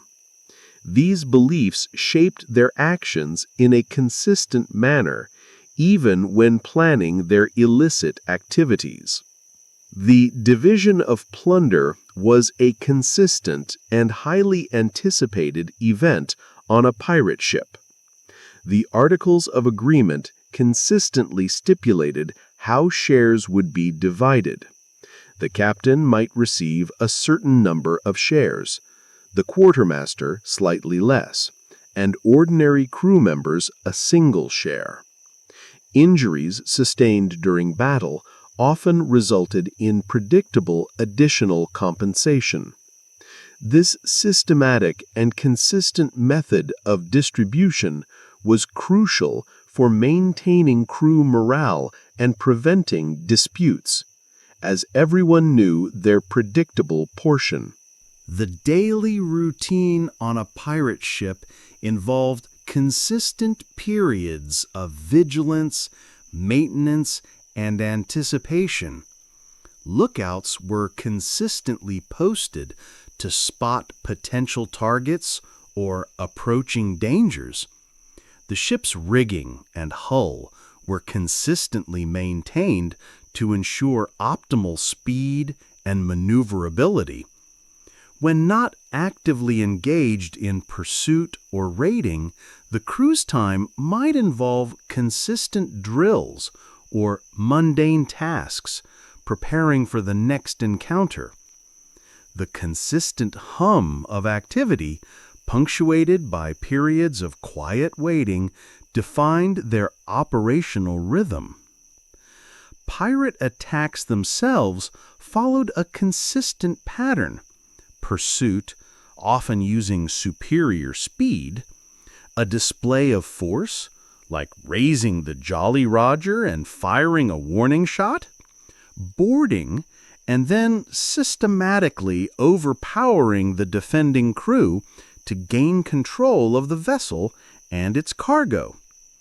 The consistent violence involved was a calculated part of their profession, aimed at quickly subduing resistance. The systematic nature of these raids ensured efficiency in their illegal operations.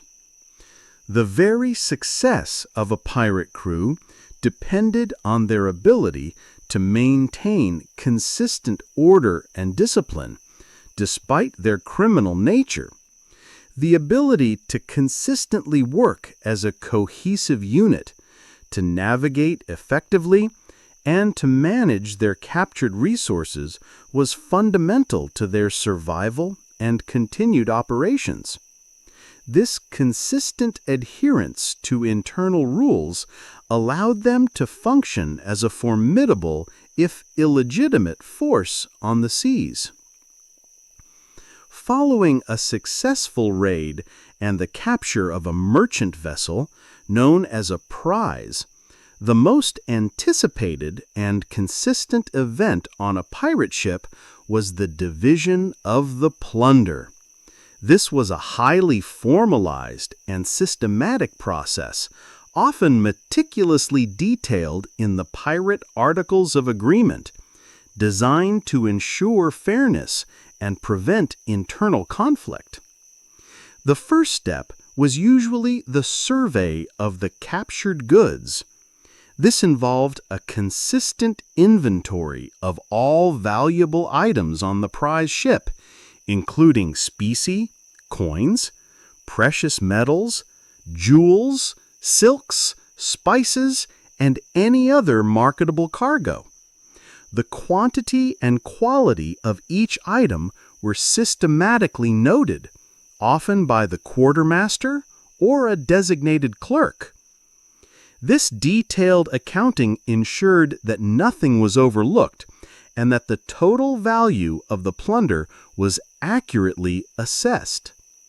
The methodical counting of coins or weighing of precious metals was a recurring scene. Next came the removal of goods from the captured vessel to the pirate ship. This was a consistent and laborious process, involving repeated hauling, lifting, and transferring of crates, barrels, and sacks. The crew would work in a coordinated, rhythmic fashion to move the cargo efficiently. Any items considered too cumbersome or of insufficient value might be consistently discarded or left behind. The objective was the systematic transfer of desired plunder. Once all the chosen goods were on the pirate ship, the division methodology was consistently applied. The Articles of Agreement prescribed a fixed system of shares. For example, the captain might consistently receive 2 or 3 shares, the quartermaster 1.5 or 2, and every ordinary crew member 1 full share. Specialized roles, like the ship's carpenter or surgeon, might also consistently receive slightly more than a basic share due to their unique skills. This predictable formula ensured transparency and reduced disputes. In cases where a crew member sustained injuries during battle, the articles often provided for predictable compensation. For instance, the loss of an arm might consistently entitle a sailor to a specific sum of money or extra shares, while the loss of a leg or an eye would have its own predetermined compensation. This systematic approach to injury benefits provided a consistent incentive for participation in dangerous engagements, knowing that a predictable level of support existed. The consistent application of these rules maintained morale. Beyond external threats, the enclosed and often monotonous environment of a ship at sea consistently presented the risk of mutiny and internal strife. These events, while disruptive, followed patterns influenced by leadership, crew conditions, and the consistent pressures of long voyages. Mutiny represented a systematic overthrow of the ship's command by the crew. It was typically not a spontaneous outburst, but a culmination of consistent grievances, such as harsh discipline, insufficient food or water rations, delayed payment, or perceived incompetence of the captain. The build-up of discontent was often a slow, simmering process, with consistent whispers and secret meetings among a core group of dissatisfied sailors. The very isolation of the ship at sea meant that such internal conflicts had no immediate external resolution. The conditions that consistently led to mutiny were often a predictable combination of factors: prolonged voyages without landfall, consistent exposure to disease, severe weather, and particularly perceived injustice from officers. A consistent lack of fresh provisions leading to scurvy and other ailments could systematically erode morale and increase the likelihood of rebellion. The consistent enforcement of brutal punishments from minor infractions could also push a crew to organized defiance. Mutinies often followed a consistent pattern of escalation. Initially, There might be subtle signs of discontent, such as grumbling, slower compliance with orders, or small acts of defiance. If these were consistently ignored or met with increased severity by the command, the discontent would grow. Eventually, a group of ringleaders would emerge, systematically planning the takeover, often waiting for a vulnerable moment, like a storm or a period of relaxed vigilance. The takeover itself might involve a consistent use of force, subduing loyalists and seizing control of key ship areas. The aftermath of a successful mutiny involved a re-establishment of order under new leadership.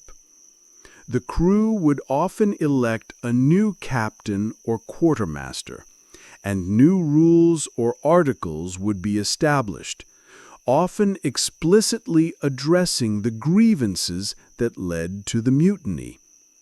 This systematic process aimed to create a new, consistent structure for the ship's operation. If the mutiny was unsuccessful, the punishments for those involved were consistently severe, often involving execution, to deter future attempts and reassert authority. Internal strife, even short of outright mutiny, was a consistent feature of life in confined quarters.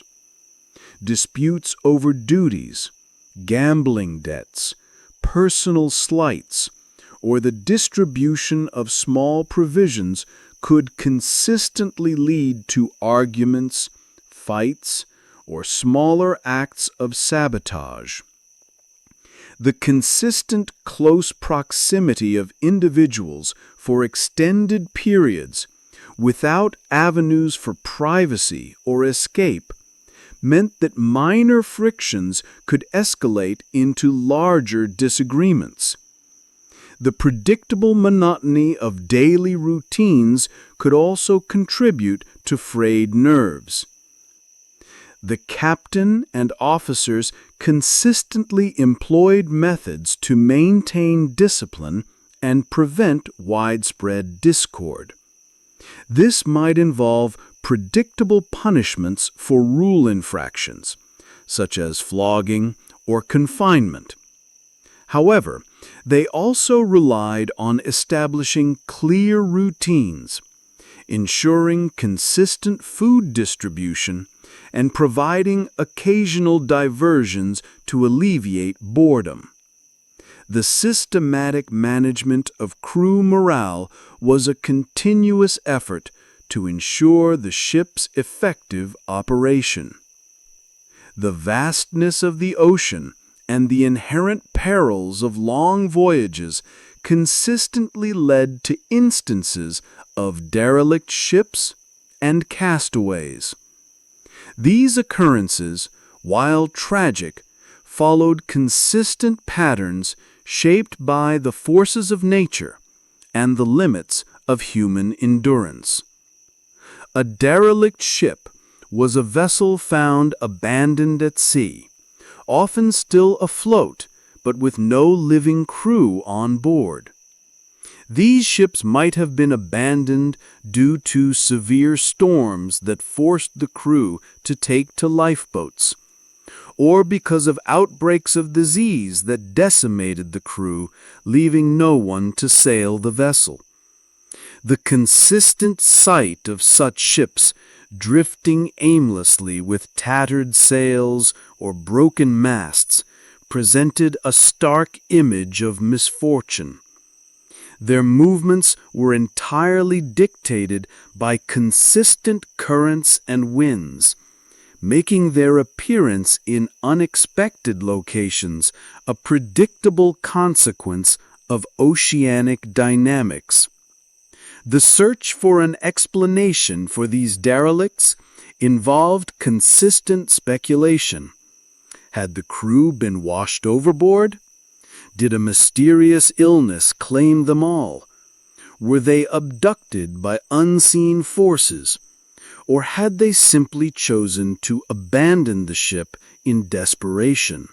The consistent lack of definitive answers to these questions contributed to the enduring mystery surrounding such vessels, often fueling tales of ghost ships or curses. The eerie silence of an abandoned vessel moving without purpose created a strong sense of disquiet. Castaways were individuals or small groups of sailors who found themselves adrift at sea, often in small boats or on makeshift rafts after a shipwreck or abandonment. Their survival was consistently a battle against predictable elements: starvation, dehydration, exposure, and the psychological strain of isolation. The consistent search for food and fresh water, often in meager quantities, became the central and repetitive focus of their existence. The narratives of castaways often highlight consistent human responses to extreme conditions. The methodical rationing of dwindling supplies, the consistent scanning of the horizon for signs of land or other ships, and the desperate attempts to signal for help were common themes. The consistent onset of physical debilitation, delirium, and eventually death, if rescue did not arrive, followed a predictable course. Their desperate struggle for survival against overwhelming odds was a consistent and somber reminder of the ocean's unforgiving nature. Rescue, when it occurred, was often a matter of chance and relying on the consistent presence of shipping lanes or the unpredictable spotting by another vessel. The consistent hope for a sail on the horizon or the distant sound of another ship sustained many castaways through days or weeks of exposure. The systematic mapping of common currents and wind patterns sometimes allowed for rough predictions of where derelicts or castaways might drift, aiding in potential rescue efforts. These accounts, while grim, served as consistent reminders of the inherent dangers of maritime travel and the fragility of human life at sea. They reinforced the need for strict discipline, careful provisioning, and constant vigilance, even in the most seemingly routine voyages. The consistent sight or tale of such misfortunes underscored the power of the ocean and the importance of preparedness. While the dangers of the sea were vast, the consistent challenges of maritime perils also led to the systematic development of maritime rescue efforts. These efforts evolved from impromptu acts of assistance to more organized and consistent systems over centuries. In earlier times, rescue was largely a matter of chance and immediate proximity.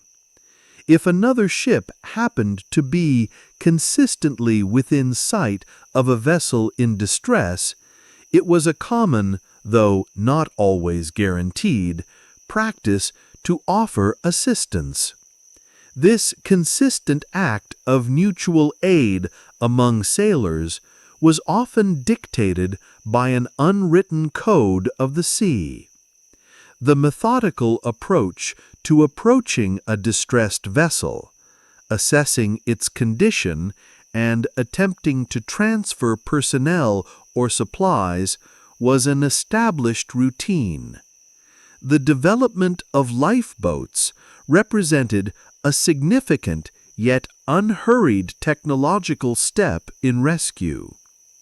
Early lifeboats were often small, sturdy boats carried on larger vessels designed to be quickly launched in an emergency.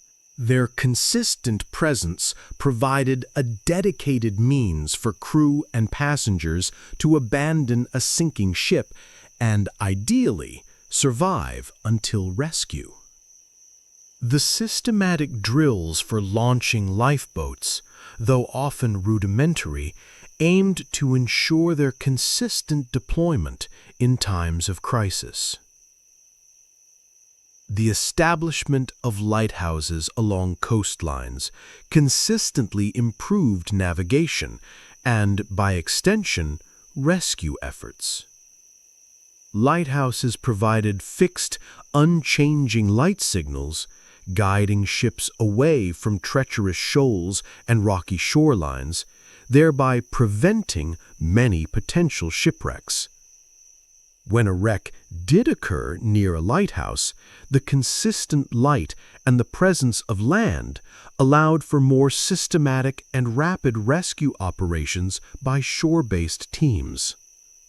The consistent beam of light offered unwavering guidance. The creation of life-saving stations along dangerous coastlines marked a more organized approach to rescue. These stations, often manned by dedicated crews, maintained consistent vigilance and were equipped with specialized boats and equipment to respond to shipwrecks. The consistent training of these crews in rescue techniques ensured their methodical and effective response to distress calls.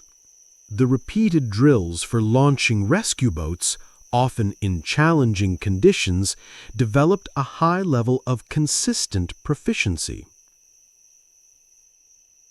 The consistent development of communication methods at sea also played a crucial role in improving rescue. From early flag signals and lamps to later radio telegraphy, the ability to consistently transmit distress signals over long distances allowed for more rapid and coordinated rescue efforts by multiple vessels or shore-based authorities. The consistent monitoring of these distress frequencies became a standard practice for all ships at sea. Today, maritime rescue is a highly organized and technologically advanced system, operating with consistent precision. International conventions mandate that ships consistently render aid to vessels in distress. Search and rescue organizations operate with coordinated efforts, utilizing consistent communication protocols and advanced technologies like GPS and satellite tracking to locate and assist vessels in trouble.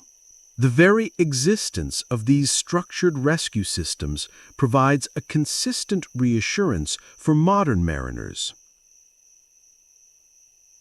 The detailed journey through these ancient beliefs should now offer a comprehensive picture of how mariners navigated not just the physical seas, but also the rich, unseen currents of their own minds and cultures. Let the consistent threads of this historical tapestry unwind, gently preparing you to a state of deep and undisturbed rest.